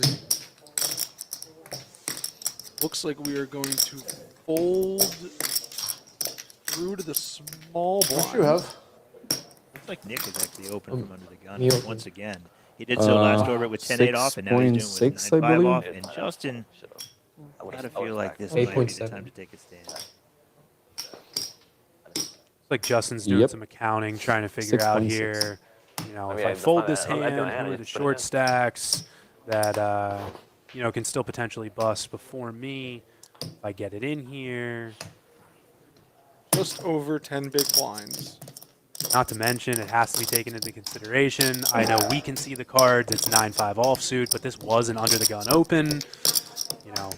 Yes, it's the chip leader, but still not something you want to tussle with too often. But he's just got a lot of hand in the ace jack offsuit. Nick is also opened about 80% of Yep. hands since we've come back from break when Yep. he's had the opportunity. Justin Lot of knows factors this. here. He's way ahead of Nick's perceived range at this time. It's just a question of, does Justin want to risk it? Does he actually have it this time? Got to wonder if Justin has friends in the crowd who are watching the stream, sharing some things on break, letting him know Nick's cards, letting him know how loose he's opening. That could also affect his decision.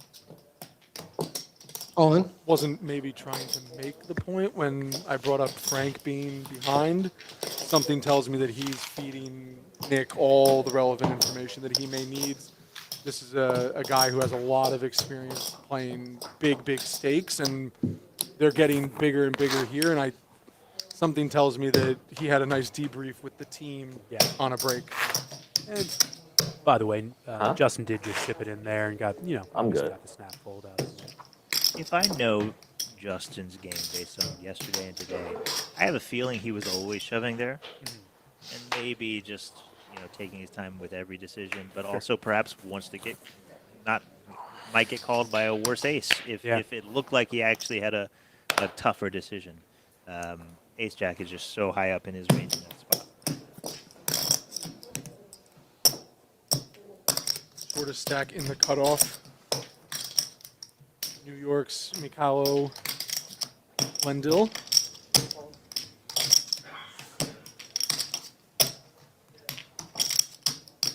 And we're back to Justin and Nick, small blind and big blind. How much do you have? Just gonna be a walk. 12.8. Going to get way more 12.8. walks. Yeah. 8.7, I think. Never see at most most tournament tables. Just 6. because of the position in and the short stacks on his right and the ICM implications. Tips are just going to continue to funnel to him until something changes. Hello. Welcome to the table.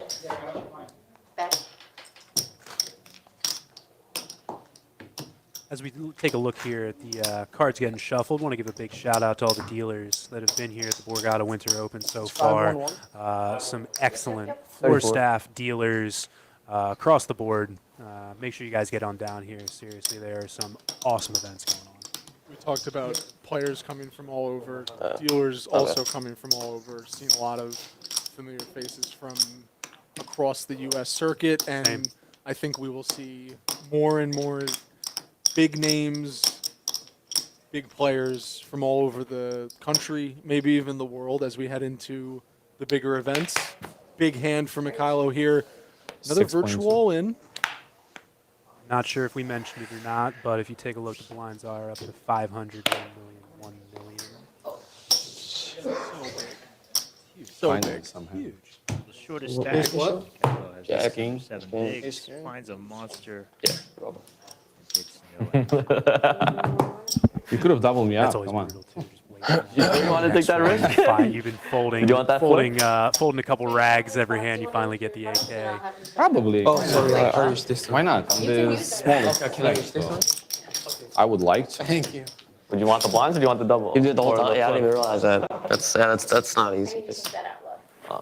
Yeah, Drew was using that one too. Yeah. Yeah, so did you want to use that one? Sure, yeah. That's the one I have to use there. Well, they made Tanupat take his lucky AirPod out.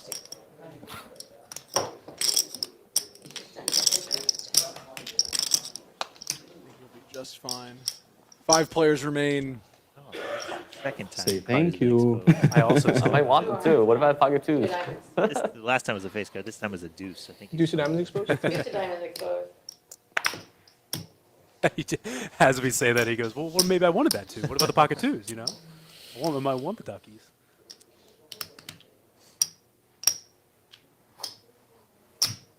Nick on the button here with the 10-4 offsuit. Looks like he's going to come in for raise. Yes, the blinds have gone up. Raise 2 million. I believe he goes with 2.5. Not jamming any two. It seems like he's raising any two Yeah. from the button. Oh,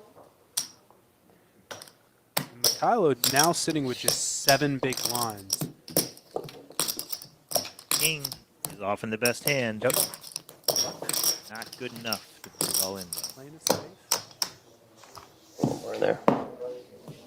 As we look at the board again here, Nick still sitting as our big stack with 36 bigs, down to Mykhailo, who's sitting with just 7 big blinds. Every player here already locked up over $100,000. I believe 123 is what they're currently sitting with.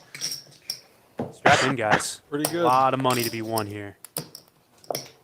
Pretty good. 5 players remain. 420,000 up top, and Ace King is back. Justin under the gun with just 12.8 big blinds. Let's see what decision he wants to make here. Min click, half his stack, just go full rip. There's options on the table here. 6.5 million. Would be another spot where you would, want to do the all-in -1 big blind type shove. I believe that's what he goes with. Goes for half of it. Goes for half his stack. Okay. Tanupat got those 2s, huh? Yeah, he finally got those deuces. Doesn't like them. Oh. All in? Cool. I mean, it's already core, I think. And all in. Well, we get to see some cards on their back. That's fun, but At least you have the hearts. Got 2 suits. Ace King, Ace King. Mykailo's got 1. Justin How can I get ace? I was so good against these 2 hands. Oh my.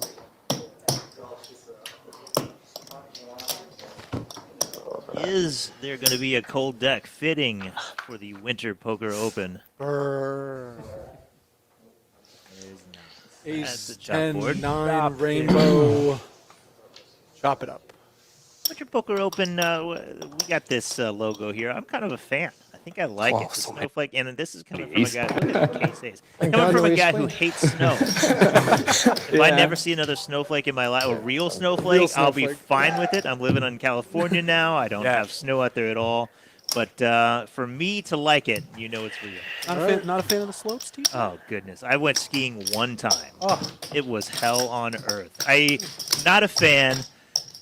Your feet are locked into these things that you can't move. The temperatures are freezing. You're in clothing that gives no mobility, and you're trying to do something that you've never done before, so you fall on your face over and over and over. What's fun about that? You just actually described my perfect Sunday. Tomorrow, my wife and I will be going to Camelback up in the Poconos. We are stoked to go skiing, on the other hand. The only good part of that day is when it was over, and then we went inside and drank hot chocolate. I do love a good hot cocoa. 2 points out. On a cold winter's day. And this bunny hill, it was not a bunny hill. Are you kidding me? Everyone told me, oh, you chose the wrong bunny hill to try out for the first time. And I said, well, it's going to be the last one. So, all right, enough of me pontificating on my skiing adventures. We've got pocket sevens again. Yunkyu puts it in. Stands up, hoping for the call. Instantly puts the jacket on. I love it. This guy.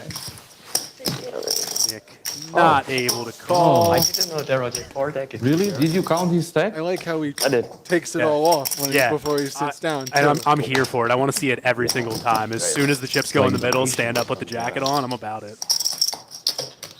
And despite Even against aces all with of the 4, movement you gotta call the. some of these smaller stacks, big hands, right? Wow. Nobody can really seem to, crack 15 big King high blinds. again? I feel like Mykhailo has been stuck at 7s? 10 big It was blinds coming. or less for Seven. a while Seven now. will come. Yep. It worked for you, Something not has to for give me. here, it feels like. Yeah. It's a tough spot. This is a very top-heavy tournament from the payout perspective. How do you think you got all and those chips? these guys know it. They know that these are 6-figure pay jumps coming up here soon, and they have to play accordingly. So, Talk about the butterfly effect in a poker tournament. Teapot folded pocket sevens, would have flopped the I set, didn't would have see it. eliminated Yunkyu, who flopped the Thank jack you. queen, and would have over 30 million. We'd be playing four-handed. Everything would be different. Yep. The whole table dynamics would be different. Yep. But he decided to play that one hand tight, and we're still five-handed. And that's how quickly things change in this game. very, very interesting stuff. Ooh, Yunkyu putting it in for the second hand in a row. Right, my man. On the upswing, Yunkyu now sits in the middle of the counts with 13 bigs. Let's go. He says, I'm not playing for 5th place. I can still win this thing. Now, guys, what do you think about the all-in non-jacket put on? Ooh, what does it mean? That might have You're been a tell. Ooh, if you're a player at the table, my goodness. How do you read the man? Right. Actually, maybe a You little never know if the jacket's coming on. He's really balancing his jacket on versus jacket off. I appreciate that. Yeah, good. That's GTO jacket. Would love right to get there. inside his mind. Oh, this might be the third hand in a row that Yunkyu puts it in. He's no longer one of the two shortest stacks, though. Oh, That might affect that decision. Mykhailo gets out of the way. Raise 2 million. Okay. A raise that's not all in. Yeah, he says, I've got enough chips now. I can open. Comes with 2 million. 5 to 2. A bunch of Broadway 1. behind him. That's good. Justin seems interested. He will pass. On. Nick in the small blind. We got an all in. Moves in. Thought Nick might put maximum pressure here. That is maximum pressure. Yunkyu Song. Now I'm being Finds the buried. fold pretty quickly there. This is what ICM jail looks like. You can open up 2 Broadway cards, but you do not always get the call when pay jumps are getting this big. That play there is extremely impressive from Nick's spot. Yes. We've seen him take a lot of spots that are clear, that are easy, when he's not risking as much as he could be. That was a big risk because Yunkyu hasn't been opening non-all-in sizing, so this spot he doesn't really know what to think about it. He sees 2 bigs from the mid stack, and if he jams and he's wrong there and he gets a call and loses, he's now middle of the pack. Yes. That is 12 million in Yunkyu stack. So it's one thing to say what to do as a chip leader and to know how you're supposed to act in these spots. To pull the trigger over and over and over again is something you look for in a guy that's able to close out tournaments and to be able to do so at 21 years old. Not for nothing, too. Nick put it in quick there. He checked those cards and was like, I'm all in. Let's do this. Time to play. Well, and it's still time to play for Nick Funaro. Opening the button. Tanupat with a lot of hand there in the small blind. Again, we know we've talked about it. ICM implications coming into play, but suited Broadway cards are, especially on the stack that you're sitting at. Second in chips, though. He's second in chips. True. You don't want to. Yeah, there you go. You don't want to tussle with the chip leader. This might be the one for Mykhailo, though. 6 big blinds. Feels It's like time. Yep. He is the shortest stack at the table. Cannot wait for others to dwindle down. Needs to find a spot for himself. And against the wide range of Nick, suited ace looks like pocket aces. Way different having this hand against Nick than somebody else, or Yunkyu Song, for example, who's been a little bit shorter. We've seen Nick open and call Jack 2, right? Where we've seen a lot of speculative holdings from him. I think maybe a little bit of Hollywooding from Mykhailo here. I'm not sure though. He's probably just making sure he takes his time, considering all of his options. But I got to assume when you look down at that hand, you're working off of 7 big blinds. It's the chip leader. He's opened every hand. I got to put this in. Against any big blind open. Ooh. Oh my. Okay. Hey, Under pressure. don't fault him. Pay jumps are extreme right now. Right. And if there were another short stack of similar size, I can even get behind it for sure, waiting it out, finding a better spot. When the next shortest stack has twice your chips, those spots don't come around often enough. Exactly. Got to be willing to risk it. But I can't fault the man. We're talking tens of thousands of dollars with each jump, and who knows what might happen. 2 of these other guys might get involved, and he gets a pay jump. That's what he's hoping for when he makes that fold. And as you mentioned, too, about, the cards just don't come around as often. When you're sitting 5-handed, those blinds creep up on you coming back around every orbit a lot faster than they do when you're sitting at a 9-handed table with, call it 200 players left in the field or something like that. You can make some tighter folds. But, yeah, you might not get that. You might not see another ace before those blinds come back around. Well, you're putting in 2.5 big blinds every orbit. Yep. The calculation is called M. What did you have in your show? How many orbits you have Initial, left what if did you don't have? play another hand, right? So he's got 5 big blinds. That means he has 2 orbits. A very good suited Broadway. And And 5-handed, that is a total of 10 hands that he has to choose from on Unsuited which to accumulate some sort of chips to With an survive ace? long. I guess ace is not bro. Is it? That's not Broadway. No? The king. Yeah. King queen. King queen. King jack. Queen 10. Or queen What jack. about you? Ace and 10?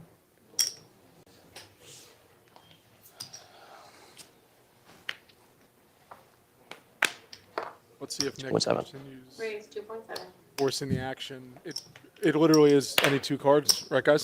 He has opened every under the gun, I believe. 8-10 off, 10-4 off, now 6-4 off.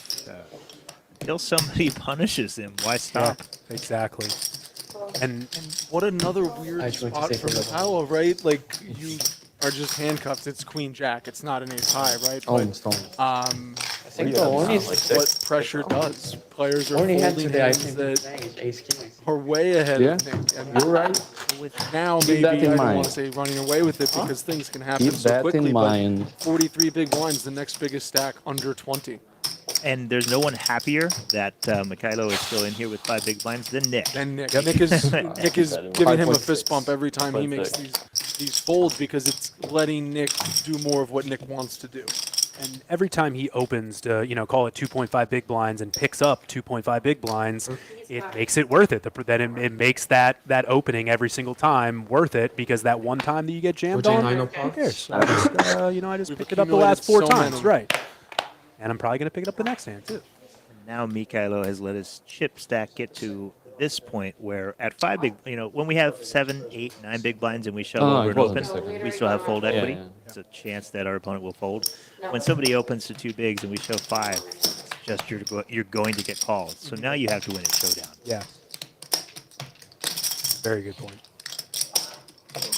Justin waking up in the small blind here. The ace 4 off. And under 10 big blinds. I Yeah, think he yeah. moved all in. We just did not see a button. Good on That you, makes- Justin. 14 area?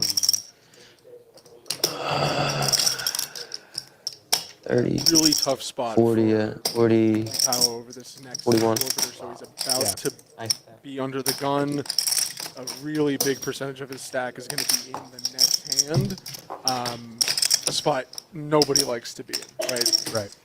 Yeah, because now you're forced to call off with hands that you don't call off with, or watch another orbit go by and watch 40% of your chips in the middle before you even get to play. Can you do me again. a favor, Lau? Will you move to your left just a little bit? Perfect. Thank you so much. Best part about a final table, guys, after a couple eliminations, you get to spread out. Yes. You get your personal space. Yeah. No one bumping elbows with you. I'm sure they weren't even mad about it being an 8-handed final table instead of a 9-handed final table. Just that little bit extra elbow room goes a long way. It's the equivalent of flying first class on an airplane. God, I You wish know? I knew what that was like. You play like a 10. Wish I've ever done that. I wish. You sit down at a 10-handed final table and you feel like you're in economy next to a Yeah. restroom. Yep. And a child behind you screaming in your ear. And then a few eliminations and you're bumped up to a first class ticket. There's a poker comedy sketch in there somewhere. You'll have to work that out. Oh, it's unfair. It's unfair. Yeah. Nick has a premium. Yeah, nothing funny about what Nick is doing to 2-1-8. his final table. 28. This is a real hand that he's raising with. The big blind will pass, and every orbit it just seems to be Nick winning 3, 4 of these hands. That can't go on for much longer without something changing here. You're not going to see Nick doing any trapping in situations like that. You're opening with all your bad hands. You're opening with all your good hands, and that's how you're going to get credit when you do actually beat the tens there in one spot. But fortunately, Tanupat just doesn't have enough to give the call.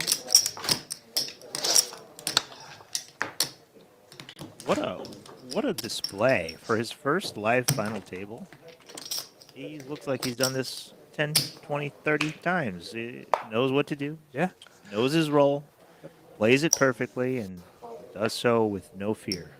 I get a feeling there's quite a bit of online final tables under his belt. He's probably 3.6. played quite a few With quite a that, few of these 4.6. and understands the spot that he's in right now.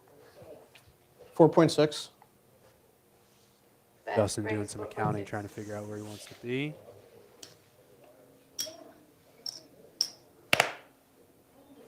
A raise of just under half his stack to 4.6 million, and it's going to get through. And now going to enter into what is going to be Mykhailo's final orbit. Unless he can find a double somewhere. Mykhailo is now in super danger. And is this a danger zone that you don't even want to get yourself into, or is ICM still that important where this is, dare I say, okay. You don't want to get yourself in a spot where players are going to call you with any two cards, because Which is where we're at. in tournament poker, you want fold equity. You want to take pots down without having to see a flop. That's great value to accumulating more chips to your stack. He doesn't have that anymore. Yeah. Now he has to win a hand where he sees all 5 cards, and that's not where you want to be when you're playing for your tournament life. But ICM has got him here, making all these folds, hoping somebody else bust has got him here. Unfortunately, those busts haven't come through, and now this is the situation we're left with. And we've had a few confrontations, Jeremy, where we probably Yeah, should I'm have around lost a it. player, I'm becoming right? one. So like maybe a little bit unlucky to be in this spot, but also might be part of the guy's strategy. We're not all Nick Fernando raising every hand like we care, you know? There's been a bunch of inflection points here. I mean, think about Drew catching that 10 on the river to knock out Brett, right? Imagine he doesn't catch those chips in that spot. This doesn't happen, that doesn't happen. I mean, it's been quite the interesting final table here. And by the way, piggybacking off what you said about how short Mykhailo's gotten in this spot too, he's gotten himself so short now that even if he gets a double, he's still only at 6 big blinds, and you still might get called by any 2 cards when you put that in, you know? So Very good point, it's tough, man. He's really dwindled himself down, but you know, TJ's not wrong either. Folding got him over to or over 100 or 6 figures in payout so far. So you know, it can go both ways. Folded king 9 off on the button, which when I saw that, I thought that might have been the one. I'm not sure what we're waiting for. Yeah. But he's hopeful he finds a better hand in the next 3 hands. We're waiting than for king someone 9. else to bust. That's We are exactly right. Yep. I think that's the #1 strategy, which, you know, the other 4 players are looking at him. Well, I'm not going to do that. You're not going to catch me doing that. But it doesn't really look like anybody's going to be able to catch Nick Fernando as it's going, because pushing.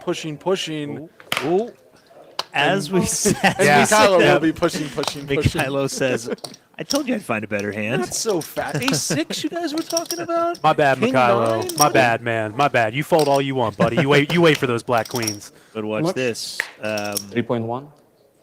Some of us aren't even going to look at our hand, probably, or don't need to. Justin must have something he's interested in. Yeah, this is interesting too here, because this could be a situation where if Justin has a hand, he may just call and then hope that Nick, not hope, but, you know, hope that there's a dynamic behind that Nick's just like, okay, I'm going to check this behind, and, you know, we got to get this player eliminated before we can make anything else happen here. Yeah, it's something that happens in poker tournaments where you don't collude. Right. But you do kind of work together when these spots show up sometimes. You know, you don't talk about it. You don't say you're going to do it. You don't even So if acknowledge it. It just what happens. Oh, look at this, though. Yeah. Nick says we're not doing that. No. Yeah, I'm just going to isolate here. I'm not sure. I wish I knew. Oh, we had the cards wrong. Oh, interesting. I see an ace. Yeah. When our reader hope you shows had Jack ace. 10. So our cards are wrong. Interesting. See if we can get a camera angle here to see what Nick Yeah. is actually working with against Mykhailo's queens. You Would got to have- think it's either ace jack or ace 10. Would have loved to see what Justin Paul folded there. Really, Yeah, I knew you spot, only putting play in premium. 30% of his stack and Yeah. just having to give it up. Tough. I want to see what this other folded ace an jack. Ace jack. Yeah. Nice. Okay. Ace jack of Oh, good. spades against 2 queens. Not flipping just yet, but a jack on the flop does give Nick Fernando additional outs. 8 on the turn. Mykhailo needs to fade 4 outs, 2 double. Hey, He will. step one achieved. All right. And with that fold too, with the call fold from Justin, that just sent him down to below Mykhailo's stack now. And he is now one of the ones that is that was a triple. kind of on the outside Best looking case in. Yeah, scenario. yep. Triple the Best stack. case Gotta scenario. be close By to only 11. having to be one person. Yeah. Yunkyu Song is now going to be our shortest stack, I believe. How you doing, Mikey? Kylo, What you have? not saying you did anything wrong up till now. You 6.9. played tight. You were patient. Yeah. You waited for your spot. It showed itself, and you maximized Actually, it. it's So, close to what 11. do I know? Yeah. Patience does really, really pay off in Yeah. tournaments. We've been saying it all Yeah. day. What do we know? I'm pretty sure he's going to do this. Oh, nope, never mind. Never mind. You do your thing, my man. You know, I will say this: so many people with the modernization of poker theory and strategy look at these charts and what am I supposed to do? What do I have to do? And you know, you get down to 10, 15 big blinds in these big spots. You're like, oh, I had to go with it. Yeah. You hear that so often. Yep. And understanding the theory behind why you have to do something is one thing, but then applying it and knowing when to deviate from it is also important. And panicking or shoving 10, 15 bigs is often the detriment of many a tournament player. And So much life. with a stack so like much that. life. Yeah, when people think there's a danger zone and it's shove or fold, and you start shoving a wide range because we feel panicky and the blinds are going up, and then Mykhailo just showed us what can happen if you are patient. He might have waited a little longer than I would have, but he's alive. Yeah. And I busted on day one. And once again, so unfair. Nick with the chip lead and just picking up the premiums. He's going to pick that up again. 3 very, very short players in the middle of our table here, and thought that was even an interesting fold from Justin with under 9 big blinds. Yeah. How much you have, Misha? 10.3. Man, I want to know what Justin's cards were in that hand where he called and then folded. Oh, now it's like 8.3. Like It was a situation where he was hoping for exactly what we were talking about to call, and then the majority of Nick's range would also play it as a call, and they'd Right. get to go 2 ways against the short stack and secure a pay jump for himself. This one, on the other hand, he is going to be very happy to see pocket jacks. Probably happy enough to ship it.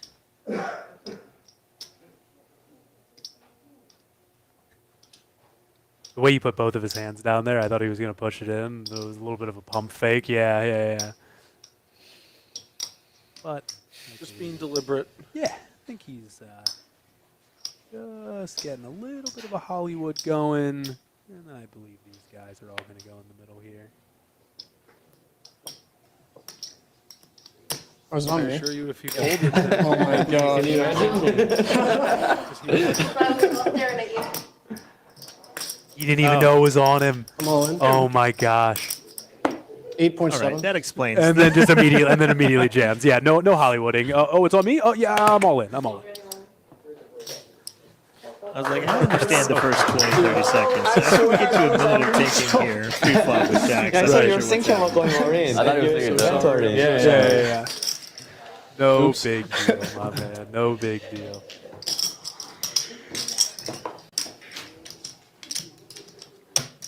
Justin inching over 10 million, but as you can see, no matter how we look at the leaderboard, How much do you have now?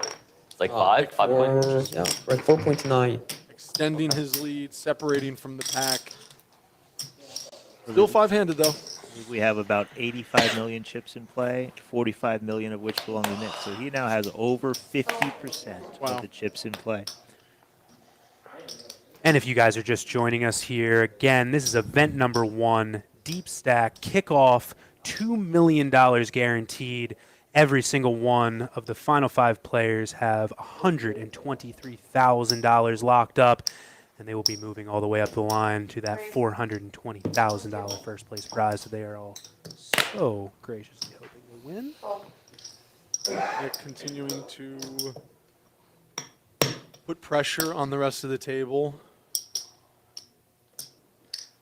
And Mykhailo feeling pressure here with a 7 is going to pass. Fun's good. He's now in a spot where, folding really is going to be making him money, because if he can just get that 4 big blind stack of Yunkyu out, he just quickly secures just a hot little $151,000 for 4th place. So, just a quick $27,000 pay jump just for getting that next spot.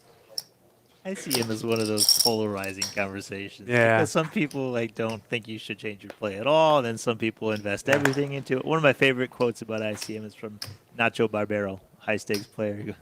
ICM is for poor people. 2.7. Yeah, he by the way said that during the PPC in Las Vegas, and then proceeded to stone bubble it. So he found out the hard way that ICM is indeed. Yeah, first half of the story is good. Yeah. Nick having a real hand, picking it up, taking it down, extending over We have a 50 breakout million, well over 50% of the chips in play. Yeah, 38, Should bro. be every 3. And Oh, that was every looking three. at 3 players that are under 10 big blinds. And I just got to give huge kudos to Nick here. He has been playing the big stack phenomenally thus far. Pretty much from the moment that he, at least pulled away by 5-6 big blinds from the next biggest stack, he's been opening aggressively, playing fast, making sure that everybody understands, just sit back. I'm going to be opening these hands pretty much every single time. If you don't want to mess around, then please get out of my way, Ooh, we got a good one here. There's going to be some messing around here. Mykhailo, Yep. Ace Jack, Yunkyu Song, Ace Queen, the 2 shortest stacks of the table. We should see a clash here. This is interesting too because obviously Mykhailo really needs Yunkyu to bust out. But so if you're going to with 2 players behind, what do you do here? Goes with a hate your limp. opening bot. Interesting. And then Mykhailo is going to quickly put it all in. Shakes his hand. Good game, everyone. Yep, jacket goes on. Ace, right? We got a call. Oh. And Mykhailo now. Yunkyu says good game. There's the I could have jacket. now. Does he not make it? Oh my gosh. We're having a lot of fun in here. Not so much fun for Mykhailo. He needs a jack to stay. Yunkyu has backdoor clubs. Hello, Jack and a Jack alone right now. Okay. Okay, Odd so way out. Now he wants the queen he didn't want to see a second ago. no dice. Jacket back off. Back in the seat for Mykhailo, for Yunkyu. And just like that, Mykhailo is back in that same spot. 3 big blinds. And as all this is happening, Nick is doing, backflips in his head, right? Licking his chops. Let's just continue to string this out. Let's continue to keep 5 players on the table. Yep. I have more room to work, and why wouldn't you? If he was to double up any of the players, he's still chip leader by a decent amount. Sitting Crazy. with just about half the chips in play right now. So half the chips in play with 5 players remaining is The spot you want to be in. extremely advantageous spot. And you said it. This is a new development where he can even double up second place and still be chip leader. So I would be surprised if at this 3.4? point he doesn't develop a jam any 2 strategy from the button. Yep. Perhaps even the cutoff, given that when he's in the cutoff, the small blind and the big blind will be the 2 shortest stacks at the table. So Wow. now we're looking at a spot where he can, from Said like 3.4. 40% of the hands, 2 out of 5 hands, he's in a position that he probably can jam any 2 cards Wow. until something changes. 3.2. Mykhailo goes for the non-all-in sizing here, leaving just, I believe it was 200K behind. Yep. And Yunkyu's got a decision, man. I just got these chips. Do I want to give them away already? With the pocket 4s from the cutoff. Now Yunkyu's in the position Mykhailo was a second ago, where he desperately wants to see Yeah. Mykhailo Big bust. lay down? Yeah, big lay down. And now Nick. Oh boy. Oh, You should take your hand. Nick probably has in his head, I need to do the dirty work here. Well, He's he's considering that, small blind. okay, He doesn't fold. Teapot's He's so- behind, but he's Teapot full in wakes hand, up with a so- big hand too. Sorry. There's a world where Took your Nick cards anyway. jams and Teapot calls. Yeah. I want to see that world. Distracted by your hand. Nick is definitely giving this a lot of thought because Guys, I don't want to. I'm sorry to interrupt you. no, please. This might be the exact situation we've been talking about. Mykhailo raised to a non-all-in sizing. We almost Yes. had it. He just calls. Oh, I Just wanted to calls. see it so bad. Okay, sorry. Go on. I was very excited. Giving a lot of thought because Tanupat there is, we talked about it, Nick can double up anybody Yeah. and still have the chip lead, but you don't want to make that kind of mistake with a player that can do a lot of damage behind you. A lot of things to consider here for sure. And TJ briefly, He's not rolling. Okay, it well, yet. we now know we were never seeing this. Interesting. If he's not jamming after the call, he's never calling And- it off after a jam. And now Nick is in a great spot to potentially score a knockout, extend his chip lead. Mykhailo essentially, Oh my goodness. essentially all in and essentially a lock to 200, double. and here we go. Flops him almost dead. This is insane. He's drawing to 3 kings here. Here is what's so funny. Yes, he would have rather won the hand, but it's not actually that bad to keep a short stack in. Right. So it's not the worst case situation for Nick. Yes, he loses a 4. Diamonds on the turn. That's all she wrote. Let's see if we can see a I'm straight okay flush. with 8 of diamonds. Oh wait, Nick has the Come on. Nick has the king of diamonds. You said that's all she wrote, and it certainly had another how chapter. long I was. Just like that. An epilogue to your book. The story continues, except not for Mykhailo. Wow. Wow. Dirty river card. My goodness. Hey, good showing, Mykhailo. Still. All right, One was what really time it is? payday. What is What that? time is it? Time for you to go a place. little bit crazy. Here. That's a good point. He's been saying it. We've been waiting for it the whole time.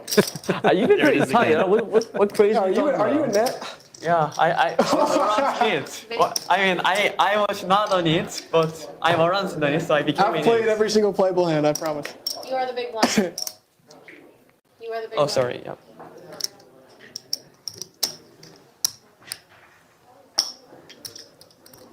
Herb, I have a question.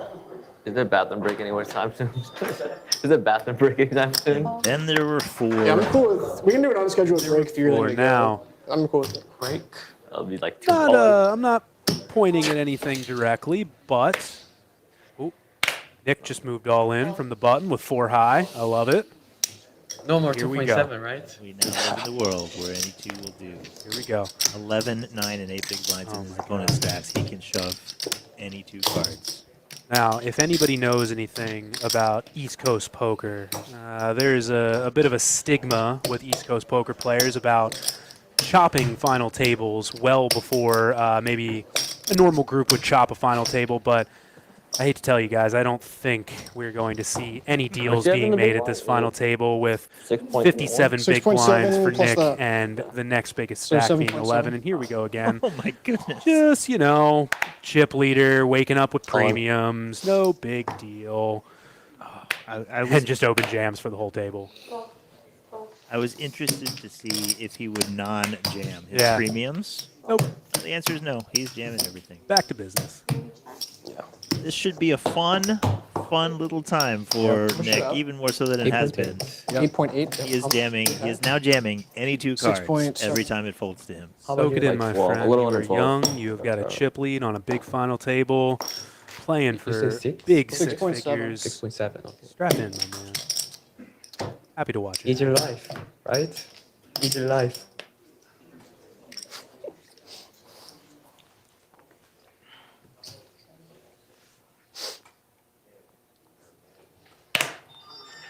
Fold, fold.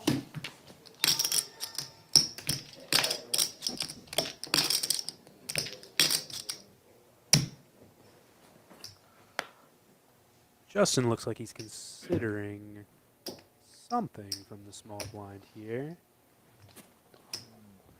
Queen 4 off into the chip leader. Big laydown. Not exactly. 3 spot pips we too want wide. to be going with, but Justin is sitting as our short stack right now with just 6 big So, blinds. not really. Blinds are getting huge. We have 3 players out of a 4-player final table, all under 12 big blinds. You could combine second place, third place, and fourth place stacks, and they'd still be a severe underdog. Severe underdog. I don't know. Maybe they should all talk about that. Just kind of like a combined strategy. We can take this guy. Even when he began shoving any 2 cards, it still feels like Nick has got the best hands. Yeah. He's getting all the Yep. premiums. There's an all-in. Surprise. Fun's good. Running good. You're running good.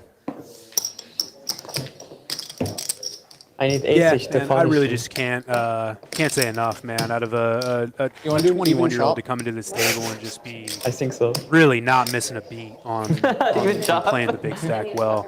Just can't say enough, man. I'm down. Are you down? Like Down he's stepping for- off Looks like the it's- Even chop? Sure. quick little We got fight, 3 out of 4. I quick mean, that's chat with his brother. it's a Rap, democracy, what right? to do, shoving, yeah. Nice as a poker coach in this situation. Hey, what should I do? Shove. Shove. Yeah, but Yep. even if Oh, shove. What about shove? 6.7. Ooh, and here we for go. Mike. Oh my gosh, In the Nick, meantime, come on, go to bathroom. man. No, still no His hand bathroom. is live. He stepped away for a Yeah, second. he's. 'cause- I think he's getting his mic fixed, so he's gonna come back. Look at this. Oh, what do you know? Oh, we got an all-in. I don't want to go either, 6.2. but I might have it. 6.2. Sorry, I paid a blind. Oh, wow. Yep, perfect. Raise. Okay, I fold. Ace 10 of suited, ace jack off. Sorry. Clubs. Thanks, man. Now can I go to the bathroom? He is pipped. He has the ace jack against Justin's ace 10. If we survive, even chop. If we smirk from his won, face, even saying, chop. "Is this real life?" I agree with even chop. That doesn't kill me. Sorry. Oh, Hey, not a terrible thought. Clubs, He jack. takes up an you're additional asking house. 10, right? Chop outs. Still not dead. Four. 16% equity. Chop outs. Okay. GG's, Justin. Hey, man. Came in as the chip leader. Coming out. As I said from the start when you asked us to pick our winners, Nick, Yeah. I think I'm going to stick with my Nick selection for the time being, but There was no 4 on the board, right? Looking good. I can't see. There was a 4 on the 3 board. players left. What do you mean? Short stacks, The guy was calling for a one 4. Massive The guy was stack. calling and for a 4. Good all job. 3 There players was a right 4 on the now board. have Oh my God. I told you. Oh my God. $1,000 locked up from a What are you doing $100 buy-in. I think Yunkyu Sung just realized that, Yeah. slapping himself in the face. Let's go. Doesn't want to wake up from this dream, Yeah. 1.2. but Nick, he's the one who's sitting prettiest, going to be sleeping the tightest most likely tonight. You gonna go crazy yet? What a performance. What a stack, too. Now I have Yeah. to. Like 5x and. Worst part about color ups, I hate it's a little demoralizing. I go to when the bathroom while you guys all the discuss. chips gets taken away because they're doing a color up, you know? Can you ask the guy I'm up there? psyched right now. He's got all the chips. Sorry? I think so. there's a couple places. Okay, so it's just 500 event, then, right? They call it different things. 511. But, Leaning Tower of Chips. Oh, yeah? One, where there are no color ups the entire tournament. Oh my god. Can you So when talk you're to the at the final guy? table, all of the chips are I and you drank just, two you liters just of got water. very excited. Oh, well, I mean, it sounds awesome for me, and it sounds like an absolute nightmare for all floor staff. It's- I'm so sorry, my man, and dealers. Dealers. Oof. Yeah, Like a Don't lot love it. can go wrong. There is that chip stack. My gosh. That's pretty. I'm gonna fold it to you. Well done for the cameraman, Yeah. production crew with that shot. Giving us what we want right when we want it. Back-to-back days for the Yes, I Gorilla came in Gaming 30 chips. live stream event last night. 2-5 no limit. You're like 4, so Kickoff, gifts, right? In final table I have no clue. tonight. 5-4. Next 4th or week, 5th and 5th. ladies live stream game. Shout out to Gorilla bad? Gaming, man. This has been awesome production so far. They do great work at Borgata, have been for years. Next week, ladies event, ladies stream, I should say, and the ladies event, pardon me. Almighty Million final table, mystery bounty final table coming up as well. Well done. Still a mystery who's going to win this one. Nice seg there. I really do like to see, if you're going to Okay. build out a studio space and you're going to show a couple final tables, why not leverage that space for the entire series? Add in some extra streams, add in some cash game fun. Yunkyu gonna jam the Queen 7-0.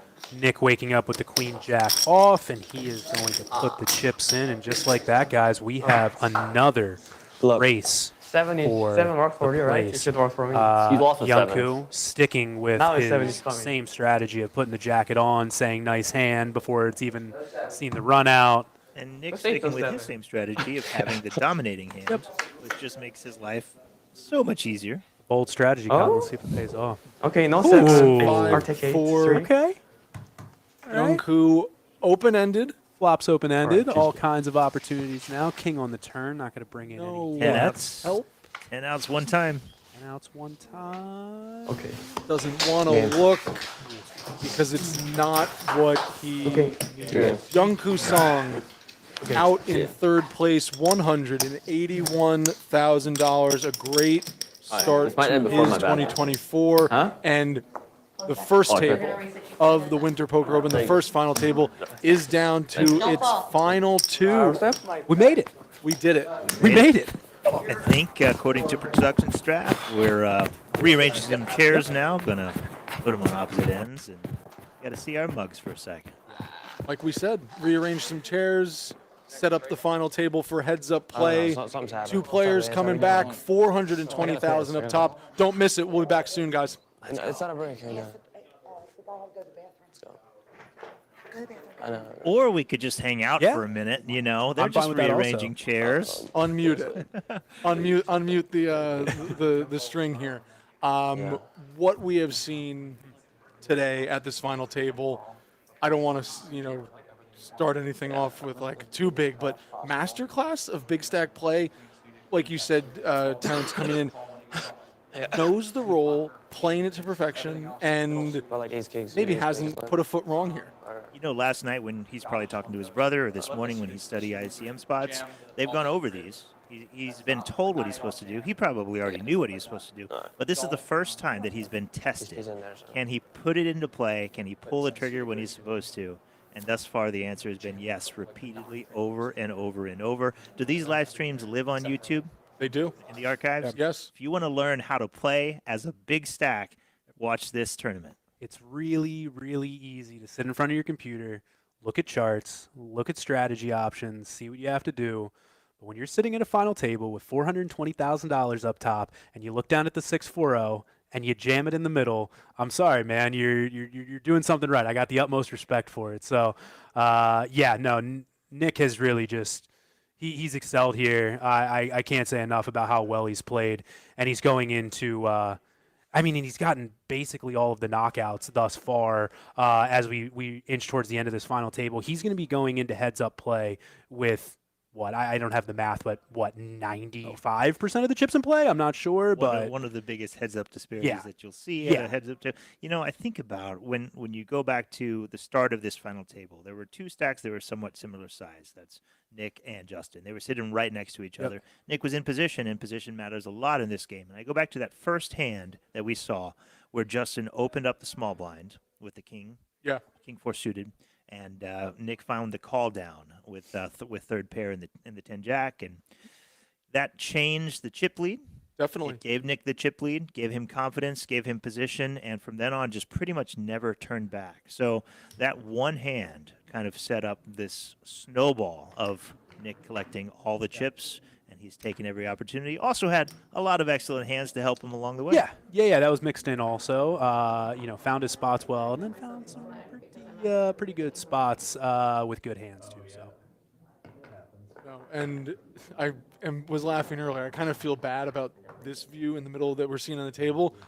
Trust me, Temput's chip stack is out there. Yes, it's on the very edge there. It's somewhere. But this is just such a huge disparity, and this would be a Winter Poker Open miracle, I think, if we were to crawl back.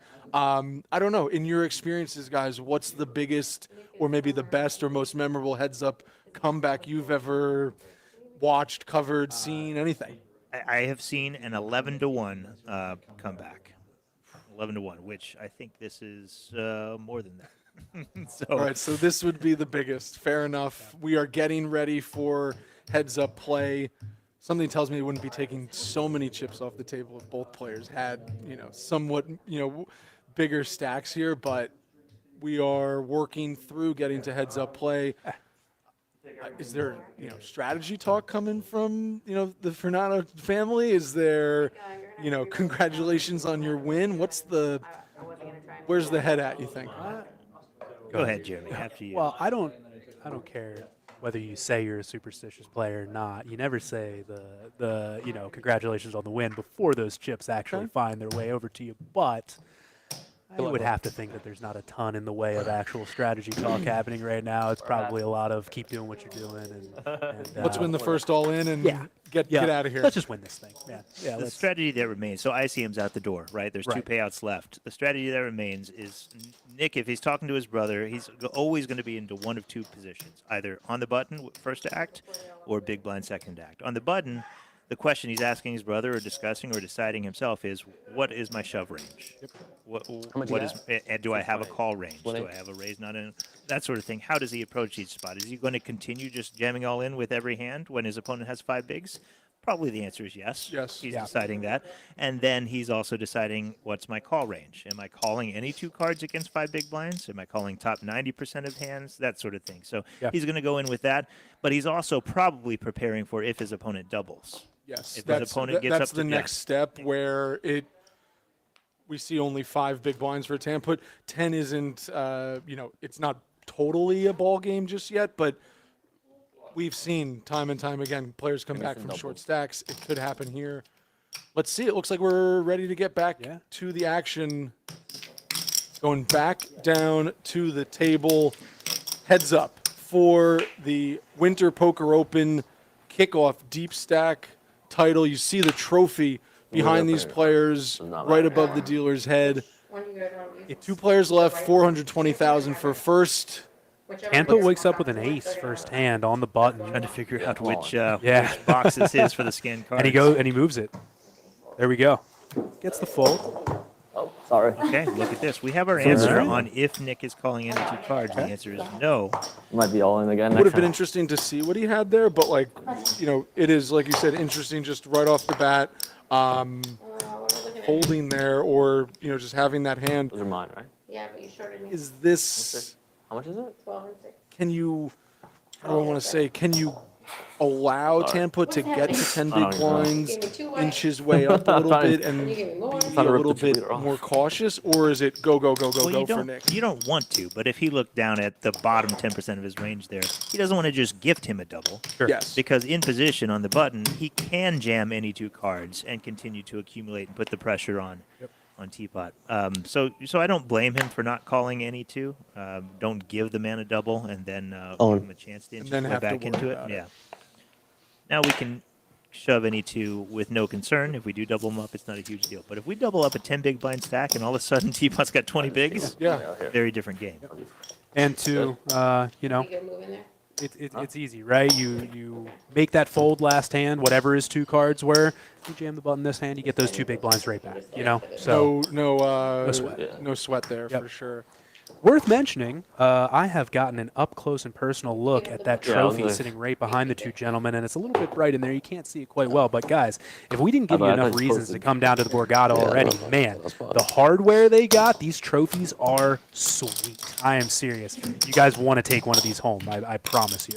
The glass Borgata, the building. It's pretty sweet. Building itself, very cool, and ooh. All right. Well, very cool is right.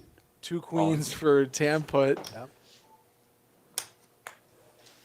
And he says no. There you go. Just like TJ said, we don't want to give away free double ups. No reason to call with any 2. Okay. it would have been interesting if Teapot had a non-all-in strategy. If he might be limping some buttons, Queens, Kings, Aces is definitely in. There's a look at our There we trophy. go. Beautiful. Again, thank you, production staff. You were keeping right up with us. I appreciate that. Yeah, if Teapot did choose to limp the queens there, let his opponent see a flop, hit top pair, and not be able to get away from it, that's another way to get a double. It's obviously risky. Yeah. But I don't. Most people with 5 to 7 bigs are just shoving any 2. So we see that's his strategy. And Oh no! oh, Nick. Not like this. Yeah. Pocket kings for the chip leader. And you talked about having Look a at limping this. strategy. My gosh. All in call. All in, snap my call. Gosh. Nick Funaro, 1 run out away from starting the year with a $420,000 win in his home casino in his home state. Another sweaty flop. 6-5 on the flop. Never easy. Tanupat, Never easy. open-ended. Some possibilities here. An ace of clubs, no club in any player's hand. Tanupat's going to need an 8 or a 3 to stay alive. And he cannot. There it is. There it is. The first winner. Funaro.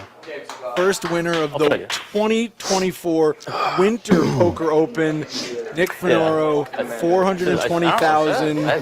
Gets a hug from his brother there. So sus if I Hug won from queen. his brother, I'll who pass probably nobody happy Yeah. for him. Right? You'll love to see it. You'll love to see it. it. You want the?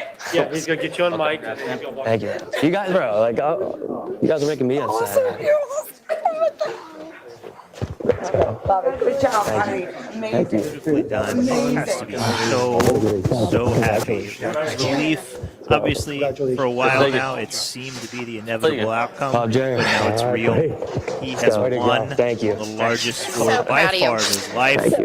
His first, imagine winning your first live final table Not only as a that, 21-year-old. but he gets to have his brother here with him. I'm pretty sure the rest of his family was here too. There's people that go their whole lives traveling, playing poker, or their whole careers, and they don't get to have that option. This is one of his first big scores. He gets to have his brother here, his mom here, all that stuff. Like, this is sweet, man. I'm so happy for him.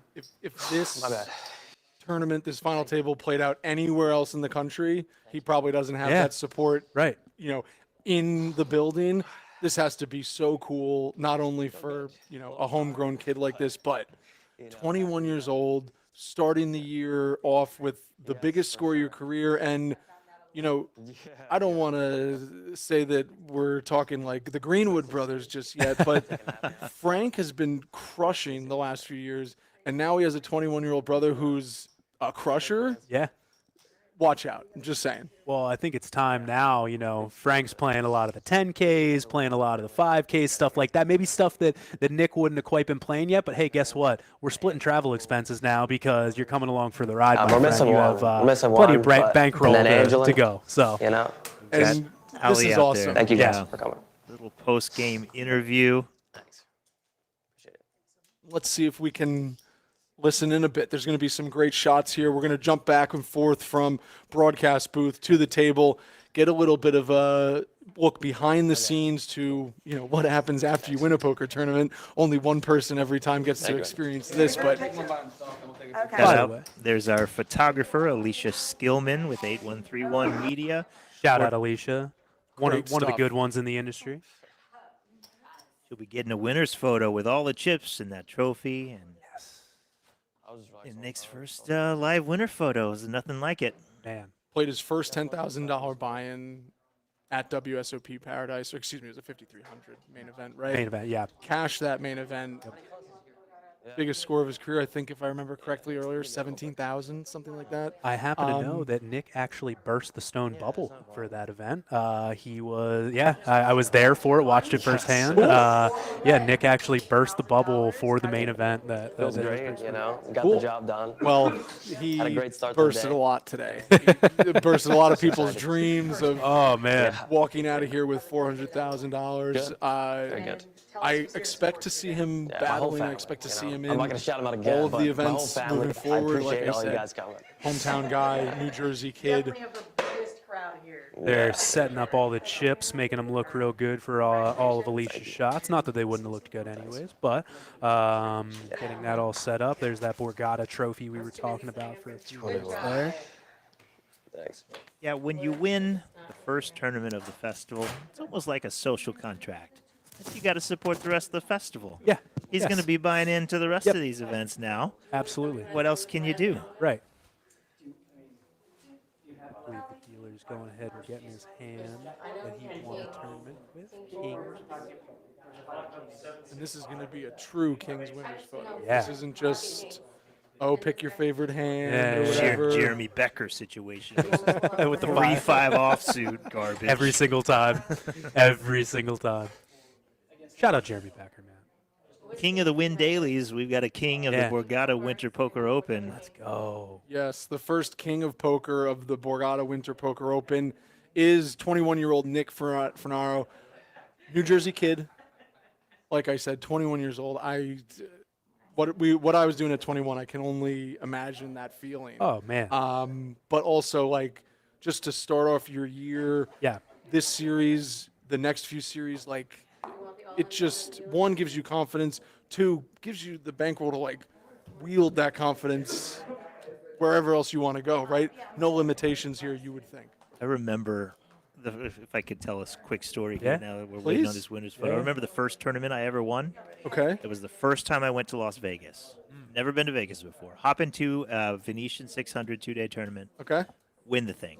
So I get down to one big blind on day one, end up as day one chip leader, and then stay there the entire time for day two and win the tournament. $36,000 was the number. Okay. We're not talking 420K, but $36K for my first win. Let's go. Very excited. I had no idea. I went to the cage. I didn't know how they paid me. I said, hey, check, cash. They gave me $36K cash. Put it in my backpack. $36K cash in my backpack, and I walk out the front door of the Venetian like just easy Oh, I was an idiot. And now this kid who's in Vegas for the first time in his life has $36K he didn't expect to have. It was a good couple weeks, guys. This is so easy. We had a Sure good you time. had some fun. This is so simple. This is how I win tournaments. Okay, yeah. I'll take the money in cash, and we're gonna go do it again somewhere else, right? Get spoiled, but there is something to say for the winner's confidence in tournament poker. When you feel good, you know you can do it, you know you can close it out, and you know you have the skills. I expect to see a lot from this kid. Yeah, I was thinking the same thing, man. I mean, talk about lucky, not from only a stance of, obviously having to have some good luck to win a tournament like this, but dude, he clearly has a good support system, knows a bunch of people in the industry, even though he's only 21 years old, through his brother and everything else. Yeah, like you said, I expect that we are going to be seeing quite a bit more of a one Nick Funaro in our updates with poker.org. What a great shot. Just, he loves it too, you can tell, but just doesn't seem overly excited, which is great, but like I can just tell underneath It'll hit him. ready to break out of it. Yeah. A lot of fun. In the back of his head, he's listening to some ESPN guy saying, act like you've been there. All the cool poker players act like it's not that big a deal. Come on, here we go. He's holding back the smile for the stoic photo Yeah, shot. no, he wants everyone to know that he means business, but And now I want you to hold number one. And then I'm gonna I hold up one finger. Do I hold up my cards? Yep, that's what I do. Let's do it. Let's see how it looks. Gotta love it for him, man. Soak it in, Nick. Let's have your hand down. I don't know if we're able to do it, so we're just get to see how it's made a little bit behind the scenes. I'm right? really hoping that they invite his brother back there. Yeah, I know it feels weird. I hope they. I think we're going to get a good winner shot here. Great head. And then smile for this one. I know it's hard, right? Smile. Good call. Yeah. We'll shoot back up to the booth. Not that these mugs are much better, but at the same time, appreciate it. As we clear the rail a little bit, we see Nick getting his winners' photos taken. Terrence, we have you in the booth. There's going to be poker.org coverage throughout the entire series. After these events conclude, what should we expect to see when we have winner stories to celebrate? What's the rundown here? Thanks for asking. We're very happy to be here. We got covered. We're the official media partners with Borgata and the Winter Poker Open for the entire series. So from January 2nd to 26th, we'll have a whole team here where, as you've said before, multimedia coverage, social media coverage, players interviews, winner stories, winners photos, live coverage for several of the marquee events. So for this one, for example, starting for day two and today's final table, on instant.poker.org. That's our live blog, our live feed, where you can catch all of those updates along with chip counts, seat draws, winner photos, that sort of thing are going to be there. That's going to be active for days 2 and 3 of any event that has $1 million or more in the prize pool, guaranteed, as well as for the entire main event. And we got a lot of guest contributors, so Caitlin Comiskey is going to be here working with us, Conrad Simpson, Tiffany Michelle, Sethi Poker. And we'll have that. Check out that blog, instant.poker.org, for the entire series. And here's the photo I was hoping we would have. We're talking about the poker.org support staff, which is next level, great. Look at this support staff. Yeah. This is Oh so my cool. gosh. It almost looks like the entire family came down. This is just what a way to start off the Winter Poker Open. Could not think of a better way to start it. Really, truly. Look how This proud is these guys are. Great. I'm serious. Oh my god. Now the cheers and the applause that we heard in the background makes sense. Yep. He's got a whole gallery rooting for him, and Let's now go. they're going to be a part of his first winner's photo. Assuming mom, dad, brothers, grandmother, grandfather. Just so cool. And like I said, this tournament taking place anywhere else on earth, you don't have this support. 21-year-old homegrown kid, Nick Funaro, great result. Getting good shots here. A big congratulations. But we've got, we'll chat with him for a little winner's interview after the fact. Get that up on our socials, and as well as a feature article talking to the man who just took it down, the event one, 2024 Borgata Winter Open. Now he's taking a phone call. He's got to call his other supporters. Listen, thank you guys for the support watching. Thank you, Jeremy. Thank you, Terrence. Thank you to the entire staffs, Borgata, Poker.org, Guerrilla Gaming. This is just the beginning. 7 more live streams throughout the Winter Poker Open. Let's go. Live games, live final tables, 22 trophy events. And we just awarded our first. We'll award our second, third, fourth, fifth the rest of the weekend. It's coming in hot, heavy. Instant.poker.org, at poker.org across all social medias, at BetMGMPoker on X and Instagram. Stay up to date with the Winter Poker Open, and when you're not staying up to date, see you at the tables. There. Right? Thank you so much again for watching, following along. We will be back on the 11th, January 11th, for the ladies live stream game. Catch you guys there. Follow along for updates at BetMGM Poker and at Poker.org. Peace.